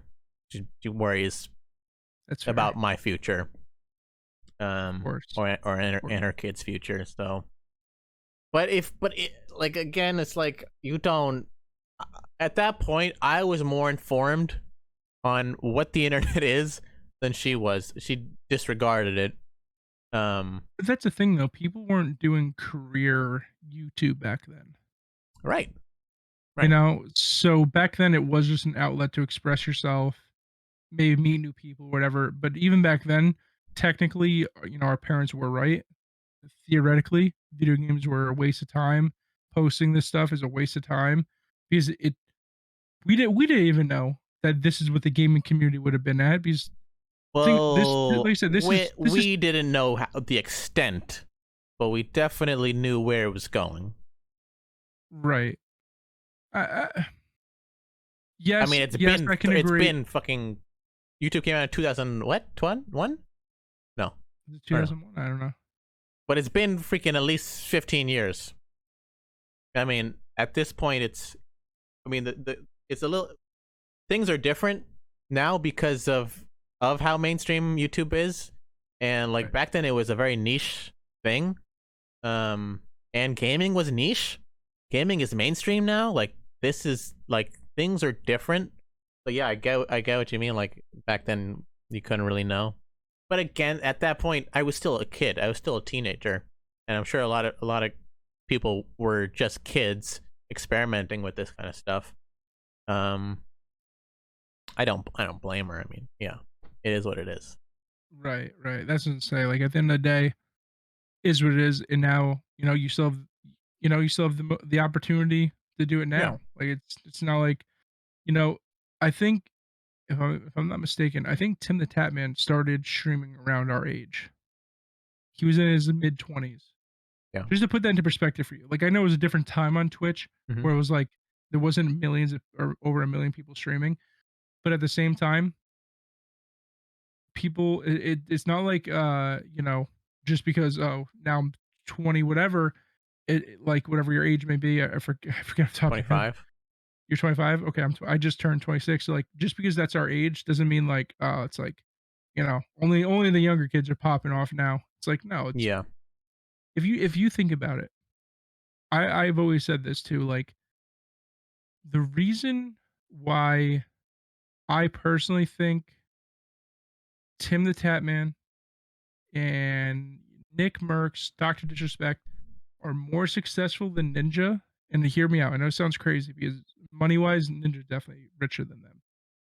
But like, if Ninja never got those like massive deals, which some of them didn't make sense, like Red Bull, like bro, your demographic is little kids. Like what are you doing, Red Bull? That's first of all, it's a little disgusting for you to be doing that. But second of all, move past that. If you didn't get that huge deal from Mixer, whatever, if he was just a streamer, right?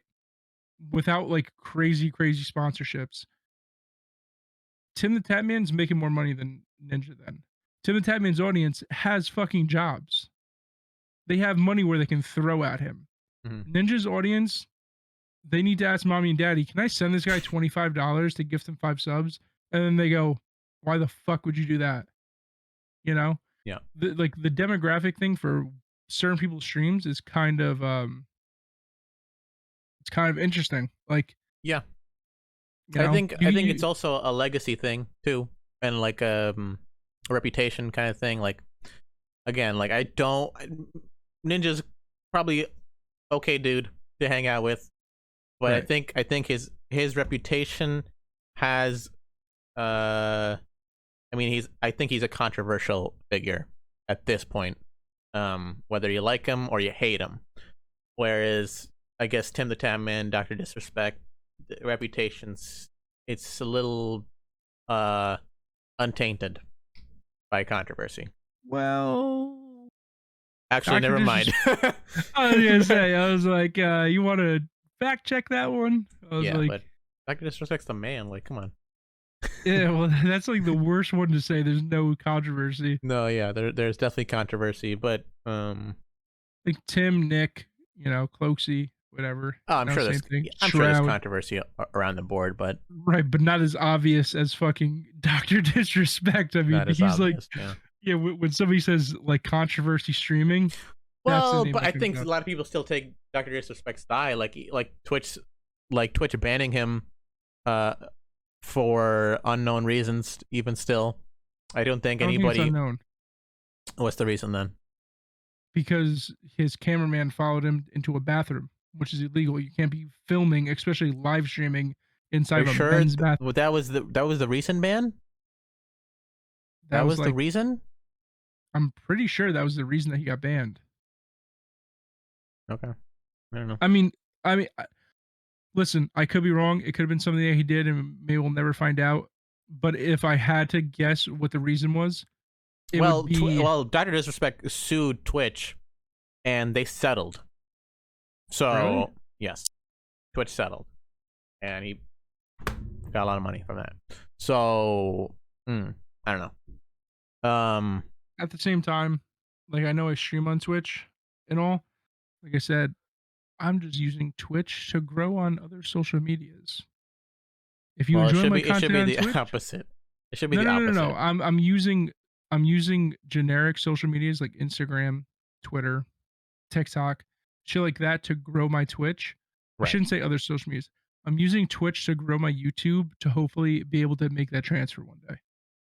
YouTube's algorithm for live streaming, dog shit. Yeah. I can barely even find people like Tim the Tatman when they're live streaming. How the fuck is someone supposed to find me? If you're subbed, it'll maybe show up at the top. It'll maybe show up like live streams. Right. Yeah. YouTube should 100%. They have been making improvements. Like their live stream team or like director is very transparent on the direction that they're going in, unlike Twitch. So there is a roadmap for improvements to the chat experience, subs and stuff like that, emotes and stuff like that. So that all that stuff is coming. it might take a little bit. So that's another reason to like dip your toe into YouTube and get that going a little bit. I still think, even though I am not great about doing it, making YouTube content and making like watchable edited content on YouTube that'll stand the test of time is important to do to grow at a live stream. Like, live streaming should be to engage your current audience. Like, this is something I think a lot of people don't understand about social media and a lot of these platforms, where, let's say on Instagram, when you make content, that content is going to your followers, right? You're not making content to grow your following. It's not how it works, because that content does not go to people who do not follow you. Does that make sense? So On YouTube? On Instagram, on YouTube, it may. On YouTube, if Well, done no, right, there's a it discover will. page for Instagram. Right, but the way the discover page works is, you if you're using hashtags and stuff like that, if your content is popping off, then it will go to discover. Your content has to hit a certain mark for it to go on to discover. Random content does not just show up on discover. It's algorithm based. And so how it works is, you post something, it will, though, that post will go to a fraction of a small portion of your following, not even all your followers. It'll go to a portion of your followers that interact with you the most, that are most likely to engage with your content. So it'll hit your best followers first. And then if that content is received well by those people, then it branches out. Then it branches out. Then it keeps going. If that content is received well by, if at the point where it's at the edges of your following, and it's still getting a lot of attention, then that's when your shit goes viral. That's when your shit will start going to people outside of your reach, that aren't following you. And then if it's still there, like, it compounds like that. Instagram is very trickle down, where it'll that's why, like, likes pop up like very slowly, whereas sometimes on TikTok it all happens on at once and it goes viral like that. So that's what I mean by, like, making content does not necessarily grow your audience. It just engages the audience that you already have. So that's why, like, when you're on Twitch and you're streaming for 5 hours, you're engaging a current audience. You're not growing an audience. The only way that you may be growing an audience is for the people that are searching by latest or by least viewers. Those anomalies like me, they're nowhere to, they don't really exist. You know, Well, it was not a lot of weird. people do it. Just I don't know if it was last stream or the one before that. I had somebody come into the chat and he was like, he's like, damn, you're actually a really good player. And then we started chatting and shit like that. And I think that was the kid that ended up playing with me. The last few streams, I actually gained followers, like live follow, like, you know, like wasn't from like social media or stuff like that. It was like followed during when I was playing. Right. So, and that, No, and that it that's definitely happens. It definitely happens, but it's not a major way to do it.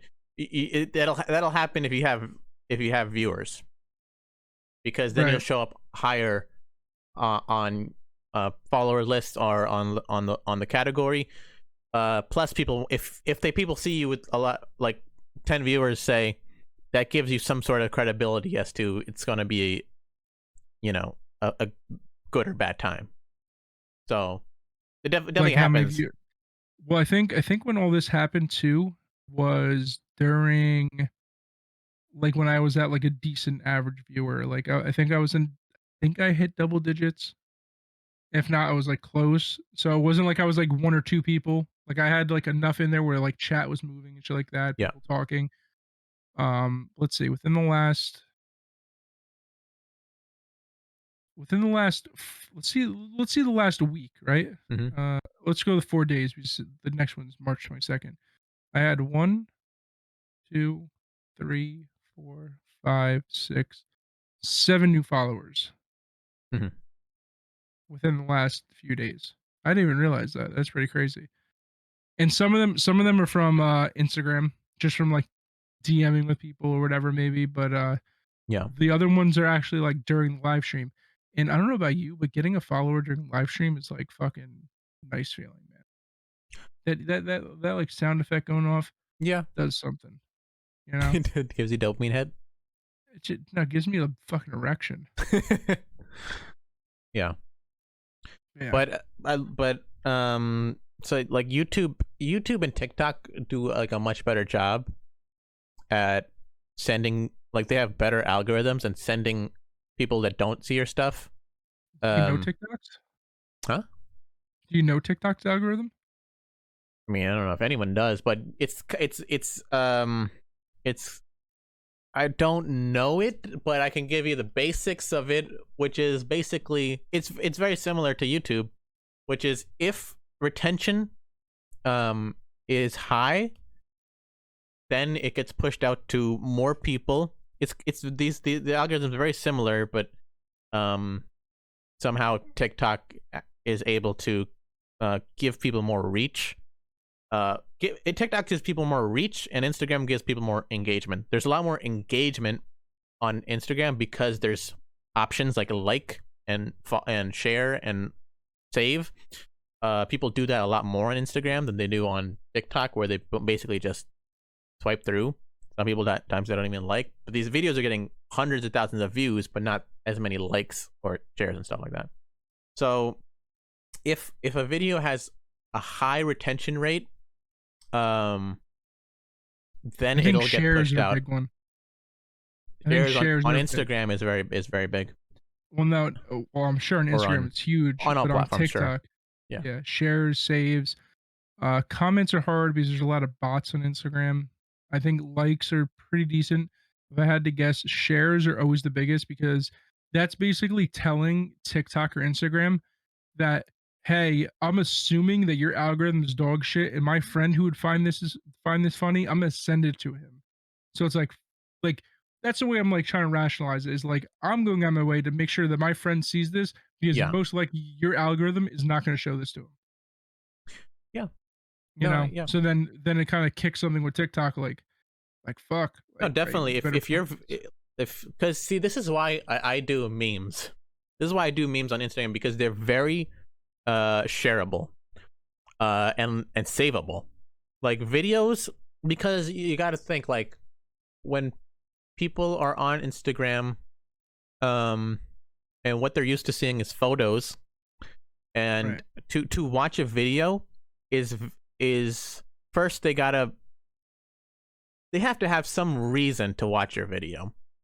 You either know the person, you know it's going to be some kind of good content, or or you have some kind of really good hook in the beginning. The first 2 seconds of your video are so compelling, or tell you straight up what's going to happen throughout the video, what you're going to gain out of this, that you go ahead and see what's up. So you really have to give people an incentive to watch, and this is why like TikTok, like you want to have an insane catch, hook, opening, and or explaining what's going to happen, like why you should watch the video. If you can tell an audience why you're going to watch the video and why you should, what you're going to gain out of it, or if it's just for entertainment value, be very funny right up front. I'm trying to think. I did that. That's the reason shit will go viral, is because people are hooked and they stay, and they don't swipe. So TikTok has a way of knowing whether that's happening or not, and they'll push it out because that'll keep people on the platform. The more videos are there that people don't want to swipe up on, that watch the whole thing, share the video, those people watch the whole thing, and on and on. So like you're right, but what I'm thinking, because I'm like looking at something with TikTok too, right? Like just for instance, because I was just trying to like cross reference what we're talking about here. So like if you scroll through, right, and you see like something with high amount of likes, you look at the amount of shares, and it's like Like, okay, the reason that they are getting pushed, like the reason that I'm seeing this, I don't even follow this person, is because first of all, I must have reacted to something that was similar, like whether like Mhm. I think their algorithm works off of something similar to this. If these 1,000 people sent this to a friends, right? Mhm. And I also sent it to my friends, and this video is popping off again, and we have like this like similar like, hey, I find this funny, I'm gonna send this to you. Mhm. It's gonna show it to me. Like if a certain portion of these people that went through the process shared this video, they're gonna definitely put it onto your For You page because you've done the same thing and sent it to other people. Does that make sense? I mean, Here's I agree. like here's 3 videos. I shared it, and so did these 1,000 people. Second one, 500 of those people shared it. It displayed it to me. I shared it again. Same thing for the third one. 500 people, and said 1,000. It's like even though the full 1,000 didn't share it, I have that common interest, whether it's just something funny or not, with those 500 people that also shared it. That they're like, yeah, I'm gonna make sure that he sees this because he's probably gonna share this one I too. agree, but for a video to be shareable in itself means it has a high retention rate. I You're mean, you're this you're this watching video the is whole literally video. You're maybe watching it multiple times, and you're sharing it. So I mean, I think they're hand in hand. Whereas yeah, you're sharing the video because it's it's that good. insanely engaging. Yes. Yeah. I mean, this one's literally a guy just trying to fart and then he ends up shitting his pants. It's on my Yeah. For You page. And it's like commentary afterwards saying, like, Yeah. did you just shit your pants or did you give birth? Damn. Damn. How'd you Yeah. find that? I'm just saying, bro. Fucking almost 700,000 likes. Almost 85,000 shares. That's a lot. 85,000 people said, you know what? This needs to skit to it, my friend, real quick. Yeah. I mean, see, thing with TikTok is that reach is insane, but what you can do with that reach, it's because it's very very short videos. You can't really like. I just think Instagram and Twitter are better platforms because the engagement rates are better, but also you can get a better sense of what a Who person the is, person is. what Yeah. kind of content they make. It's more. Twitter's good for that. I don't know about Instagram. It can. Instagram can be if you do it in a certain way. Yeah, I think you do a good job with that. Like Yeah. you definitely post things that like you find funny, and you'll also do shit like that, like with your streaming, like same personality and shit like that. Right. But and especially Twitter, like Twitter, if you're posting things that are like, I guess, somewhat relevant, like whether it's talking about like, oh, this new Warzone update, what's everyone's thoughts, or Yeah. just talking about things that like you actually genuinely want to know about, like asking questions. I think asking questions on Twitter are definitely like a huge engagement because a lot of people have shit to Right. respond with. But But I think the mistake again, like that people make, is when they don't like you need a following to grow a following, if that makes sense. Is you if you're gonna ask a question without a following, if you're gonna make any kind of content without a following, it's going to nobody. right. It is. You So don't. how do you grow? How do you grow that? It's through interaction. It's through like the same way that we do it on Twitch, which is visiting other people's streams, talking to them, making friends. It's the same way on Twitter, which is, or it's the same way on Instagram, which is interacting with other people's content, following other people, being a part of the community. How many followers you had on Twitter? Like a little over 1,500. That's pretty fucking solid. It's okay. That's a pretty good number for fucking And Twitter. see, here's another thing you should do is if you have a following, because I have a lot on Instagram.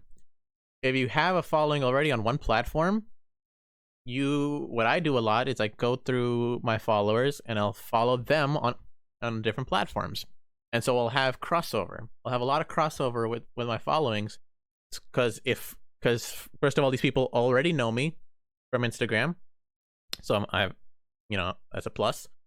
And when I post, I mean, I'm a more valuable follow because I'm following them on more platforms. I'm more invested in a person if I'm following them, not just on Instagram, but on Twitter, TikTok, YouTube.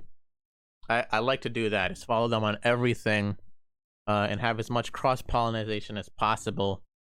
Just I to don't be a like part of doing that. Why not?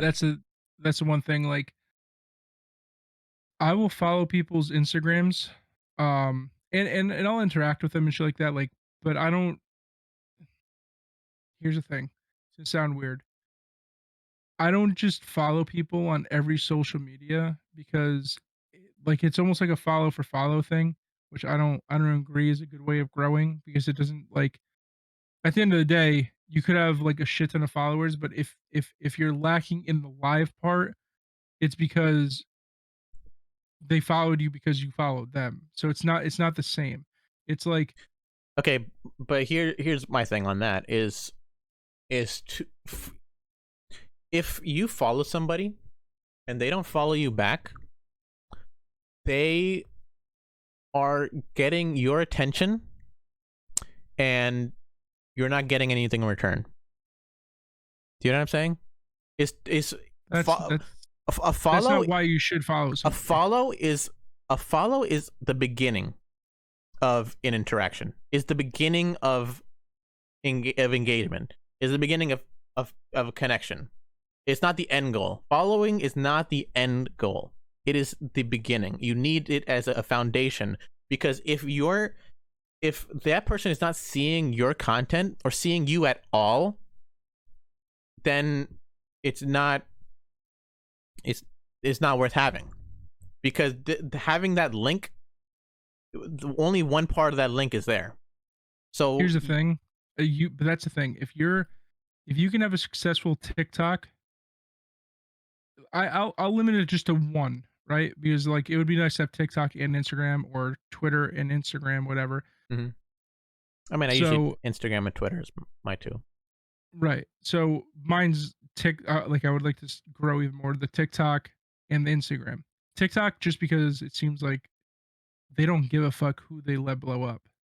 Like, it can be the most fucking crazy shit, and it'll be like 1,000,000 likes. It's like, Yeah. what the fuck?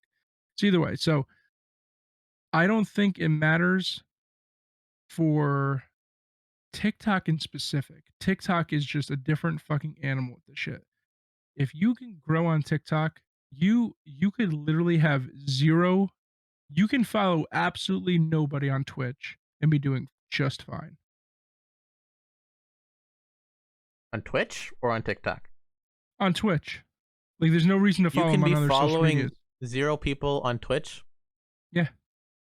And do just fine. If you're massive on TikTok. Oh, if you're massive on TikTok. Not massive, sorry. If you're doing, like, pretty fucking well on TikTok. I've seen it so many fucking times. There's, like, okay, TikTok is a different animal from what I'm talking about. My point is, like, first of all, I don't want TikTok has 500. TikTok has a higher rate of virality or whatever. Yeah. It's very easy. It's easier to go viral on TikTok, and so the algorithm is different, where it's gonna show that to a following. It is a lot harder on a lot of these other platforms to go viral. You should never bet on going viral, because going viral happens to 0.01% of people. You should not bet everything on 0.01. So you have to play the game straight.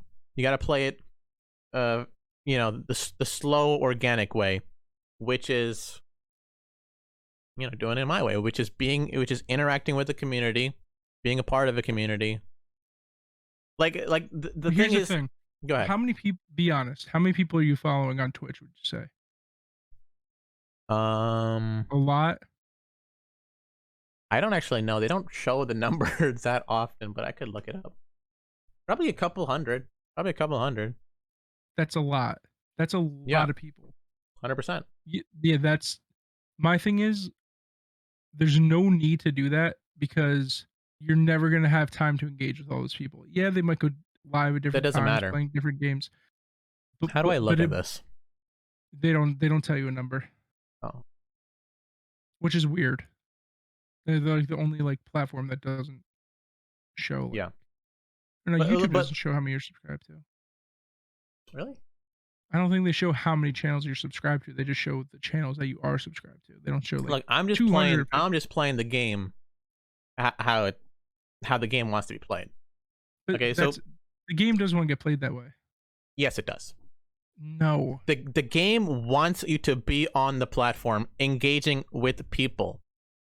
That's exactly what it wants you to do. It doesn't want you to just put your content out there and dip. It's not going to reward you for that. So, and the thing is, not look, Twitch. Twitch is very unrewarding regardless. Twitch is a different animal. Well, there's no you're TikTok's talking a about? different animal. Oh, okay, no. I was talking about Instagram and Twitter. There's no, like I'm saying, there's no reason to follow a shit ton of people on Twitch. There's Probably no reason not. to follow a shit ton of people on YouTube. There's no. No. There's no Okay, point. probably not. I'm not following them so that I can, I don't know, get them to follow me back or stuff like that. I'm following them so that when they go live, when they pop up, I get to see them. Does that make sense? I want to see those people I get it. pop up because I want I to get it. people that follow me on Instagram, or on Twitter. I want to follow them in the niche case that I'm on Twitch at some point, and they go live, and I can again interact with my following, or people that know me, or even if they don't, I can introduce myself. And But here's the thing: if you are entertaining enough, and they are in your and they follow you, it comes down to them getting into your channel. It doesn't come down to you going into their channel. I'm saying yes, in the beginning, you need to get them to your channel. Mhm. That's what Instagram's for and TikTok. As Twitch as a whole, you could only be following 10 people and do absolutely fine on that platform if you're succeeding with the other social medias. Sure. That does not matter. Yeah, Sure. but I agree. my point is, like, following that many people on Twitch, it just it doesn't. I'm not going help into anything. 100 people's streams. Right. Definitely not. And that's But it's the just thing, a hassle like, to unfollow a lot of these people. So, But but that's the again, thing, though. I want these, like, if you want to, I'm not looking into it that much. That I'm following all these people. It doesn't really matter to me that much, other than the niche case. I'm guessing Because you have notifications turned off. no, I have a notification turned on. Your phone just must be going off constantly. Oh, on my phone, no. On the website, yeah, I guess so. On no, on your phone. no, it is actually on. Maybe it's silent. It's not like buzzing. Yeah, It's just if it's there, it shows up and I can look through the list. You'll see banners popping Yeah, I up see on a your lot. phone. I see a lot. No, but the banners come up. That's fine. But it doesn't ring. It's on silent. What was I saying? You were just So- talking about following people. Oh yeah. So on Twitch it's different. Like Twitch, it doesn't matter. Twitch, you should, like, I don't spend that much time on Twitch anyway nowadays. But let's say like in Instagram or on Twitter, the algorithm itself helps you with this stuff.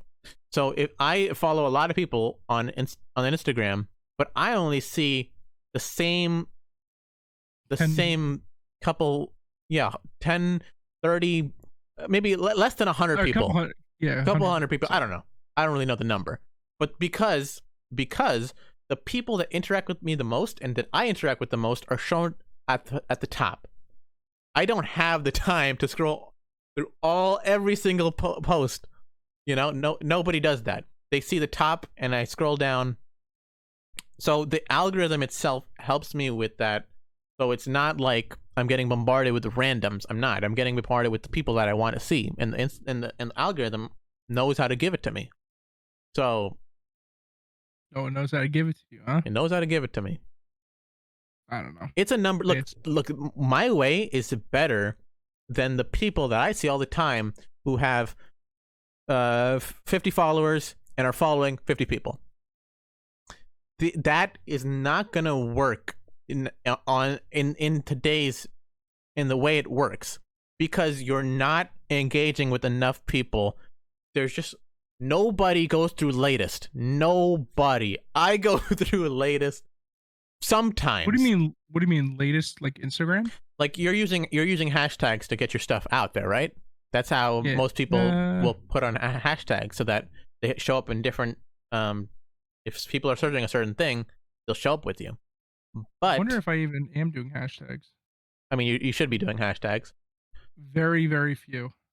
Very few. What are good hashtags that you want? There's a lot of different ways to do it. It's not. I don't have the only way. A lot of different ways. So, but we know what hashtags are. It's how people traditionally think that you should do it. But how it works is when you search up a hashtag, let's say you search up Twitch, right? Mm-hmm. You're going to get two categories, top and latest. Latest is literally the people who are posting right now and that have posted 5 minutes ago, 10 minutes ago. No, you got Instagram. I am talking about Instagram. Okay. But I meant the hashtag Twitch. If I search the hashtag Twitch on Instagram, okay. That's what I do a lot, because all those Twitch streamers show up in there. Or you can search up a certain game. You can search up Call of Duty, Overwatch, Warzone, same thing. So you'll have top, and you'll have latest, and most people will look at top, and to get to the top of top, I don't even know if it's called top, or it's like popular or something like that. Means that you hit the algorithm in a certain way, and that stuff pops off, and the more likes, the more shares, the more engaging a thing is, it'll come to the top of that. Right. Then there's latest. Latest is not sorted with any kind of algorithm. It is just straight up date based, time based. And so if you post something with a ton of hashtags and it doesn't get any engagement because there's nothing to give Instagram a way to know that it's engaging, because there's not enough people engaging with it. Does that make sense? Like, there's no way for it to get a baseline, like, oh, this is an engaging piece of content. There's no way to know that, because if only 1 to 10 people are looking at it, that's not enough information for Instagram to go, okay, we should have this shown to other people. So it's not going to do it. The algorithm's got to work off of a number game within that channel. So, like, if you have 100 people following you, and if they're only going to show it to 10 and 10 react, then they're going to bump you to 20, and then so on and so forth. It's got to be ran like that. Like, it is 100%. You know, but again, like even still, when you're bigger too, right? But it's still not enough. It's still not enough numbers, because a lot of the times, what happens is it'll go to the top 10 people, and it'll like, people are busy, people are they miss the time you post. They miss the time you post, or they just have other people that they're following that are just above you. Like, to have less followers is you're just at the bottom of feeds more often. That is just how it is, because other people that people might be following are just more engaging, or just have bigger following, get more likes in general. So it's really hard to show up at the top if you don't have any engagement to begin with. So that's why you have to play the numbers game. You have to get those numbers up, because Instagram needs a baseline for it to get the algorithm working for you, if that makes sense. Yeah.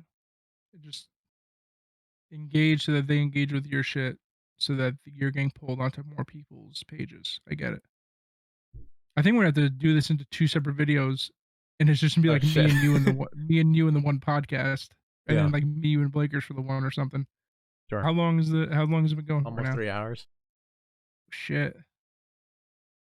Well, that is we can talk. I can talk about this for hours, honestly. No. It's very interesting, but it just like it gets to me sometimes, because I know I have friends on Instagram, and if I could just tell them exactly I sometimes I do tell them exactly what they should do, but they don't want to listen because of, I don't know, because of this follow for follow thingy. They don't get it, like, or they just don't want to do it. And it is very time consuming to do it and to manage. Am I one of those people? Yeah, 100%. But there's other people, but you do fine. You do fine though. Your numbers are decent. There's other people who, because then they don't get it. They'll complain about it, but then because it's hard to know even what you should do if you don't even know like how it works. Yeah. Yeah, absolutely. That's the thing. Like they actually change their algorithm fairly often, so it's Right. it's not like you can just pinpoint at that time, but you need to just constantly look up to see, like, Right. like the best thing you can do is look at, okay, why am I getting shown, like that's why TikTok's so fucking like easy when it comes to like if you can grab somebody's and I have content coming up for TikTok, bro, that I actually do think is gonna do pretty fucking well because Mhm. I'm really focusing on those intro words and design of that TikTok Hell like you yeah. wouldn't fucking believe. Like, not even kidding. Fuck the rest of the TikTok. Give me 3 seconds. That's exactly right. Give me fucking 3 seconds so I can get this bitch into somebody else's People's face. attention spans are like fucking we're goldfish. Yeah. So you have to hook someone in. Yeah, so like I said, I have a lot of shit that's gonna be coming out. I did that once, but I don't think it even did that well on TikTok, if I'm not Yeah. mistaken. Let me check. But just to give like a quick example of Actually, like, never mind. It's my most viewed video. oh nice. 4,300. Is it my most liked too? Damn. It might have been. I might have sponsored it. I don't know. Oh my god, when they had that feature, What? like, hold on, this is a new feature for TikTok. Go onto your. Do you have a TikTok? I don't know if I uninstalled it or not. I'm Okay, I surprised you're have it. not Yeah, on TikTok. Bro, if you go onto your TikTok onto a post and you click on it, yeah. Mm-hmm. it actually like shows, it starts playing an animation of like people's reactions to the video, like the comments, the likes, and all that type of shit, Where? and just keeps. Look, I'll show you on my screen. Is yours Oh, not doing that? well,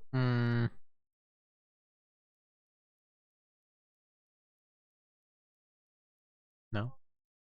Look at this. Look, it shows what I put. Comments. Hold on, I don't know if I Oh, can maybe focus it. because I don't have any comments. No, but look, there's all likes. There's all Well, likes. I'm not seeing it. It's What do literally you're showing an like, iPhone, right? yeah, You think Android just sucks? The fuck? possibly. I don't know. So It's for so all this your was videos? every single one. Like I'll just What click the on a random fork? one. Look. Yeah. But That's a yeah, cool so feature. It's cool. that is a very cool feature because it's showing exactly who liked your thing and Right. like in order and shit. But so this one, I think the reason it did so well, I forget if I promoted it or not. I wonder if I can tell. Either way, the reason this one did so well, like look at this one right where my thumb is. You see like the here, I'll just fucking It's a right in little the blurry, beginning. but Boom. yeah. It's me doing like a commentary type deal. Yeah. So I I think like that's why that shit. this bro, it I was so I'm cringe. telling Kenny, like, yo, we do YouTube videos, like, you gotta do an intro, you know? But he doesn't want to do an intro. It was so hard to do, and they fucking bust my balls about it. But I told them I was like, I'm trying to get out of my comfort Bro, zone. I And always shit, give you bro. props, bro. I always give you props. No, I appreciate it, bro. But like I said, they fucking like Steve, Kenny, everyone. They just bust my balls about it. They're like, oh, it's so cringe, and I'm like, bro, I was like, I'm trying to do content Well, creation. I was it's like, the first few times, right? So you gotta yeah, get into it. and if you watch it, it wasn't even that bad. Like I didn't stumble or anything. Like I Yeah. it was done You well do it a enough couple more where times, it'll be perfect. I think this was my biggest one though. Yeah, I have, like I said, some shit that I'm about to be fucking pumping, but this is my biggest one. Tim the Tatman Yeah, one, yeah. and then I ended up in Tim the Tatman's YouTube video, and people actually commented on it, saying like, "Who's here from Tim's stream?" and stuff like that. Nice. Yes, sir. think I Oh, locked one. so I just wanted to what was the thing? So like I make memes, right? On Instagram. Right. So and sometimes people take my shit, right? They take my memes, right? Mhm. And so Put a I post. watermark. Well, now I watermark it because I. Before I was Fuck like 'em. I didn't do it because I was like I don't care, and it didn't really feel right because somebody else did a lot of that meme. You know what I mean? Like they made the Right. picture. I'm just kind of like putting words to it, so it didn't really feel right to like put my name on it. But now it is just a little easier to, because then people know that I made it. A lot of times people didn't know that I was making my own memes. They thought I was just taking it from places. Wait, you made all these memes? Every meme on my account is No shot. made. Hang on. See, like, No. do you see? No, it's I not. never stole any memes. I made my own memes. Hold on. I gotta see something because there's a few that I really fucking liked. Like this one. This one's pretty good. Making a joke in chat and waiting for the streamer to react, and the guy's like, Yeah, that's I made that. "Are you serious?" Yeah. All the one, even the ones that aren't watermarked, I make. There's a fucking app. Okay, everyone here's my secret. There's a fucking app. It's called Meme it. Meme Generator. Meme generator. Meme It's it, yeah. fucking easy as shit. Yeah, a lot of people. No, I mean everyone. I feel like a lot of people have used that in their lifetime, but Yeah. you did a good job with it. Like this one said hi to a streamer. They said hi back. You're like, oh, Yeah. like these are fucking. I thought you would have been stealing these. No, but maybe see that's why I should have put watermarks on all of them, so that Pick people any knew it color was of me. this one. Pick any color of your Spartan. Halo Infinite. Best I can do is $10. Yeah. Yeah, dude. Like what the fuck? So 100%. a lot of people do know that I make my own streams, but I mean memes. But there was a time, but there was one meme that I made, and then someone stole it, and then I made a meme about people stealing my memes, which Did you? is it's somewhere in there, I don't remember. But the point I was trying to make is I make this happened just to the most recent one I did. That was one of your best ones. Thanks. Yeah. That one. See, that bro, one takes a little bit more work. I had to find a picture of Amaranth and stuff like that, and Just go to any of her live videos. I just screenshot. Google searched it. That one was fucking funny. Arcade Butter. Why are you here? I thought you were financially stable. Arcade Butter donated $1,000. This one I would even repost, to be honest with you. And I guess it was relevant because that was when Squid Games was also popping too. So Yeah. you hit it when it was good. But that I shit was. had one of my memes go really viral. It has like 5K likes or something like that. I don't remember which one it was. It's the fault one. The fault one. Fault. Your fault. Oh, types of geological faults. Yeah. Normal fault, reverse fault, transverse. Defeat your fault. That's pretty funny. Actually, this one did pretty good too. The Drake one, streaming to 0 viewers, and this was chatting to a streamer with 0 viewers. Yeah, that one did pretty good too. That one got shared a lot too. But the 2K, but the Your Fault one got shared 1,000 times, and it got saved almost the same amount. So what?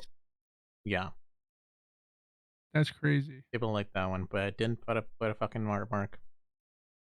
And like, I mean, reach fucking 80,000 accounts reached is pretty good for one fucking picture.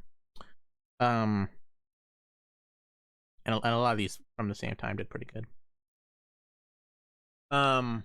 But so wait, hold on. I have a question for you. Yeah, go ahead.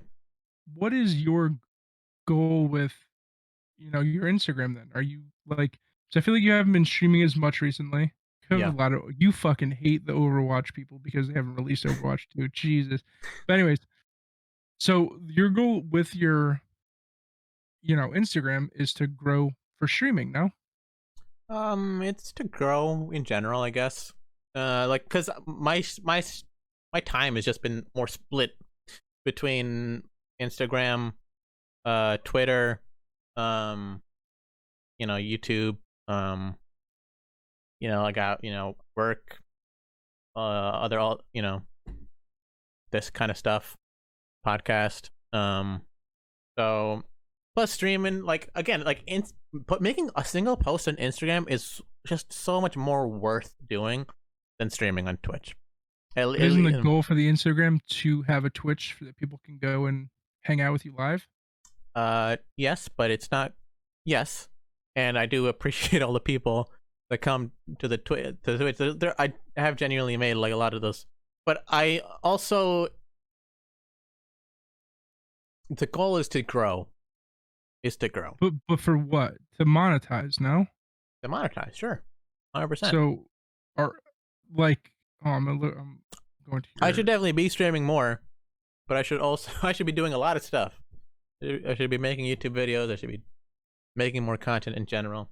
I used to make.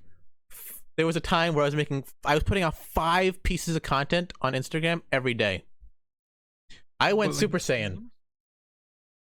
Yeah, but did it help at all? 100%. It helped insanely.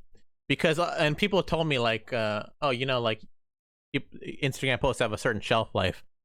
So if you're doing that, you're just kind of no. My analytics went up 5 times, which is of course. So, and I did that for like a couple of weeks or something like that. So I would put out like 2 memes, like a video, like a very different types of content and some screenshots, stuff like that.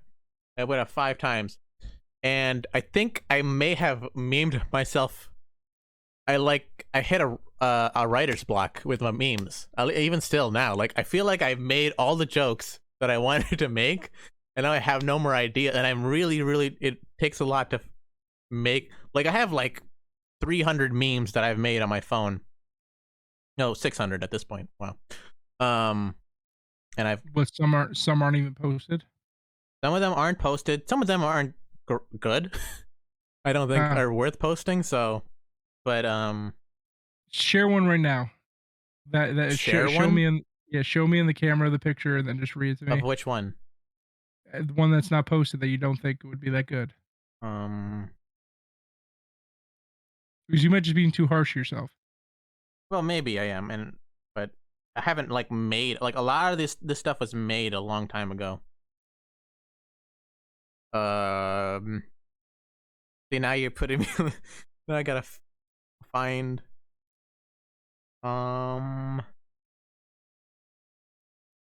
Okay, here's one. I'm not gonna be able to. We hold the phone monitor. I can't read it. Wait, how do I do this? Hold on. What does it say? I don't even know what the picture is. It's so bright. Let me put the brightness down. Let me put the brightness down. Yeah, it's like a fucking flashlight. There we go. It's mirrored. We gotta read the text. It says when your friends use you for content. Am I something you? Am I a joke to you? If I joke to you? I mean, okay, it's not gonna work mirrored.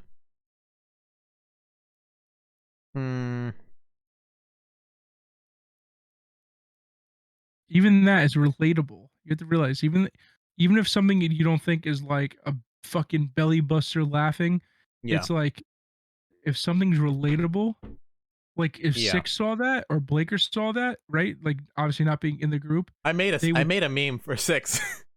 Did you? Actually, it's again, like these are just like pictures you gotta really see, or else I don't want to like.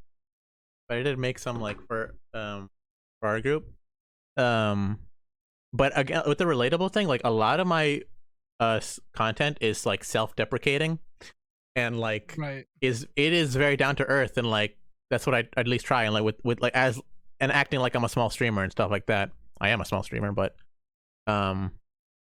it's a lot of self-deprecation. It's like the newest one I put out, which is like me after I end my stream, and it's just me like chilling, like thinking about life, like what the fuck am I doing, and that kind of shit. Like I think it's funny, you know. So, that's the thing. A lot of people do. Yeah. Like I said, for this whole time I actually thought you've been stealing your shit. I didn't know that. No. I would actually make your watermark even more noticeable, because if you didn't tell me there's a watermark, I wouldn't have noticed it at the bottom. I guess that's the problem. Is people got to know. You gotta have that credibility. I think Well, I mean, the it should culture. be enough. I think the culture is because people just steal memes on any platform, so everyone just assumes. Yo, Kenny, what up? Welcome to the podcast. We're still going. Hi. Hi, what's up? Though that I'm bored at How work. you doing? I'm all right. Yeah, are you sure? We can come meet you for Yeah. a 24-hour coffee. Where? Just kidding. We're gonna have a fucking arcade drive 40 minutes at 1:30 in the morning. Yeah, hell no. Well, more talking about you. I don't even know. Text me where you are if you actually wanted me to drive at 1:30 in the morning to go get coffee. A psychopath. Listen, I'll go get coffee while I'm getting paid. Fuck yeah. Guess we'll cut this out of the podcast. Nah, leave Okay, that shit in. Yeah. I can see into your fucking soul, bitch. You wish. Are you in your car? I'm in a car. You're in a car? Mm-hmm. A stranger's car? What? You broke in? Yeah. It's spooky. I'm in Newark. It's not good. Oh no. No shot. You're closer to arcade than you are to me right now. You think if I yell something out the window right now, I might get shot? Depends on what you say. If you call 6 right now, Oh, and no, have I'm him not on- doing that. And you have him on speaker, And you're And have him probably say gonna shoot. something. Yeah, Dead. I ain't doing that shit. I wish I could show you a crackhead, but there's no crackheads out right now.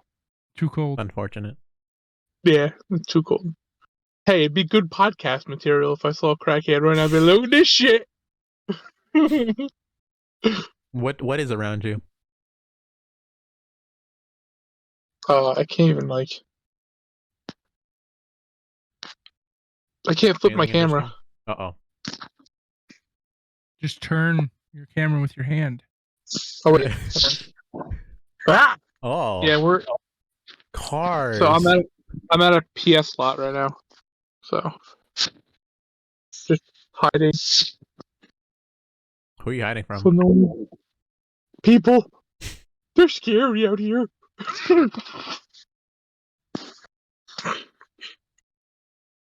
I brought my laptop with me, but I get no connection. I don't know why I brought it. You have a phone. Do a hotspot. Yeah, do hotspot. You didn't bring a charger? So I brought my phone charger. I don't have a fucking.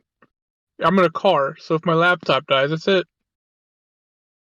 It's got some battery now. I don't know. I haven't charged that bitch in a while. I don't even know what happened to Blakers.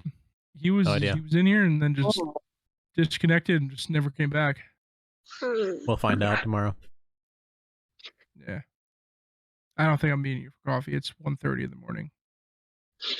I was kidding. Good. Why the fuck would I get coffee right now? I'm gonna fall asleep at work because that's what I do. Well, that means you need coffee. Yeah, we're What? taking. That means you What? need coffee. You're gonna fall asleep at work. No. If it's not busy, we're I guess allowed to. To sleep? Yeah. As long as we get the shit done, so what happens is if it's not busy, you can do whatever the fuck you want as long as you don't get in trouble. Hmm. But if something comes in, then we have to go and do it. So the last few nights we haven't had anything going on. So I just fucking came in at 11. He'd be like, my partner would be like, "Oh yeah, pretty quiet right now." It's like, "Oh, okay, cool." And then I'd put on Netflix and I'd fall asleep.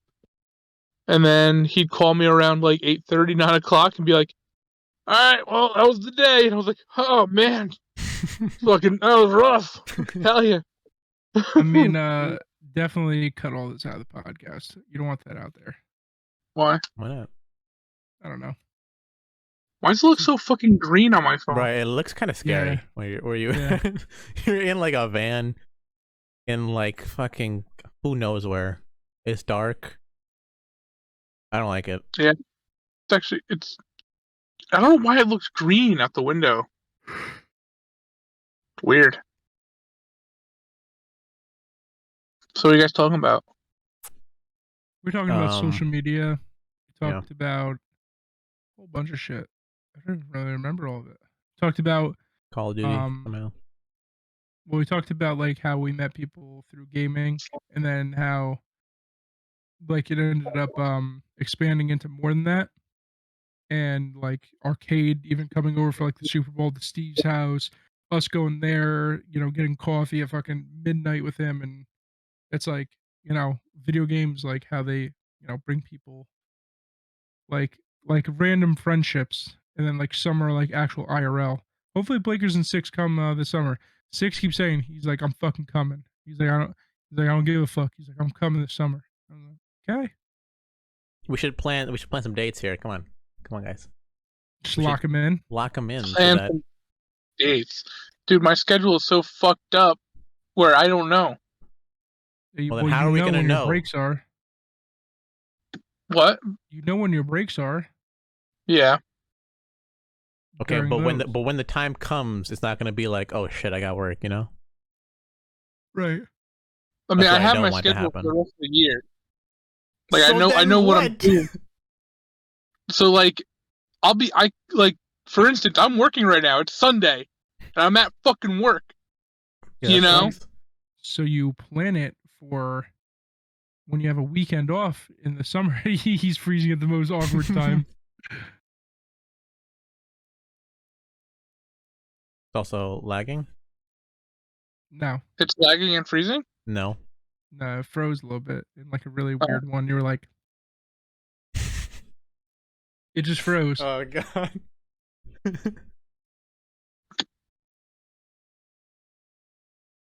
So yeah, well, we'll figure it out. If you can hear me, I'll talk to you guys later. I'm just gonna get back to work. All right, good luck. Okay. You enjoy your night. Talk to you in a few hours. Kisses. Looks like a butthole. All right, we can probably wrap up. It's 1:30 in the morning. Hell yeah. That was another successful podcast. Talked about a lot of shit. Next one, let's focus on getting somebody in here. Yeah. Maybe we'll do we'll set something up either with the community, and we'll do like the whole, you know, are you smarter than a fifth grader? But we'll do it like so that we're all hosting it, and we'll ask them a series of questions, right? So like let's say we have Mason, Allie, Steve, you know, whoever, whole bunch of people. It's gonna have to be like on a Saturday probably, or Friday, either way. So we'll do something like that. We're asking them questions, and we'll give them a timer. Yeah. If they answer it before the timer's up, and then we log their answer, and then we do a point system and see who's the smartest person, in whoever wants to play it. And like I said, we'll have them like in the troopers section, and then we'll just drag them up when it's their turn. Yeah. And we'll just do whatever 20 questions. Yeah, I don't want to do a game show too often. Like, I still want it to be like a discussion podcast, you know? No, same here. But like, I mean, it will be fun though. Yeah, like I don't know. I just kind of felt like we should have. I mean, it doesn't even have to be. That's the thing. I guess it doesn't have to be the podcast. It could just be like some YouTube content. Just YouTube content. Yeah. Yeah. Just YouTube content. I think we should keep like I want to get some guests to discuss some shit, you know. But we can also do game show. Let's have them both. Right? We can do like half and half, you know, where we start with some discussion, and then we go into the game show. I mean, we can definitely do a nice mixture of things. Like like I said, regardless, we can have a separate section of the YouTube for podcast, like talking podcasts, and then one that's like because at the end of the day, the Yeah. dysfunctional group is the group of people. You know what I Yeah. mean? So it's like the dysfunctional podcast will be the talking version, and then it'll Right. just be like the That's what I'm saying. dysfunctional, We need to get on some YouTube content, bro. So yeah, me and you, let's make some YouTube content. like what? Just like this or IRL shit? No, I don't know. Either way, Either way, we'll whatever. figure. Yeah, well, fuck it. We can Why do not? some I'm gaming down. shit too. Whatever. Gaming, I'm down. IRL, podcast. There's That's so what I'm many saying. Though, options. bro, the tournament. That's such good I like the YouTube tournament. fucking content. Just shit like that, bro. People would really enjoy, and it also would make people really invest in the community. Being Yeah. like in, he's like, bro. Even the kid that I had in my YouTube video, he's like, oh shit, I'm in your YouTube video. That's sick. Send me the link. Send me the link. Like all this type of shit. I'm Exactly, dude. like, it's like I'm not even like a, like I don't really have like any subscribers, like, But it was like crazy. He's like, if to him it was like a big deal, Yeah. like he's also small, so it's like I'm in somebody else's thing. That's crazy. Should Yeah, be we like, should yeah, do bro, we should I'm do a in lot Tim of the stuff like that. Tatman's. Imagine just flex on like that. We should do a lot of stuff like that, like getting people on board. These are like real collaborations, or if we can get some people to do YouTube content with us, and then we, they'll want to see that. I'm down. I think there's a lot of things we can do that are gonna be interesting for the YouTube content. But Yeah. but yeah, But let's wrap this so up and we'll talk about it. yeah, I was gonna say, so guys, look out for that. We're gonna be hopefully getting some guests on here. If you guys want to know like any topics, like put something in, like whether it's in the Discord, we prefer comments. Make sure you drop a like on the video as well. But tell us, like, give us some topics you want us to talk about, a type of guest you want us to bring on. I know a lot of people like the DDOT one because they got to like kind of see the behind the scenes of what it's like to make a Netflix series that's fucking massive. Yep. So you want stuff like that. You want us to get some gaming people on here. We have people that we can probably reach out to that are pretty decently sized in the gaming community, actually, that would do this type of podcast.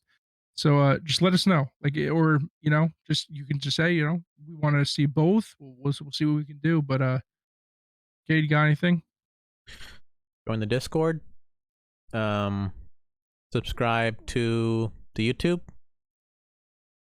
And yeah, leave a comment. Give us any suggestions, any topics that you want discussed. If you yourself want to be on the podcast, doesn't hurt to ask. Yeah, for sure. And yeah, mostly join the Discord, and you can be a part of the community, chat with us. Play games. There's always people on. Always people talking. On. So you'll have somebody there to talk shit about. I don't know, whatever you want. Yeah. We're a community that definitely prides yourself in ball busting. So have thick skin, have a good time, have fun. But yeah, we'll catch you guys in the next episode. Keep an eye on the Discord for updates, new posts, everything like that. And I guess we'll catch you guys next one. Peace.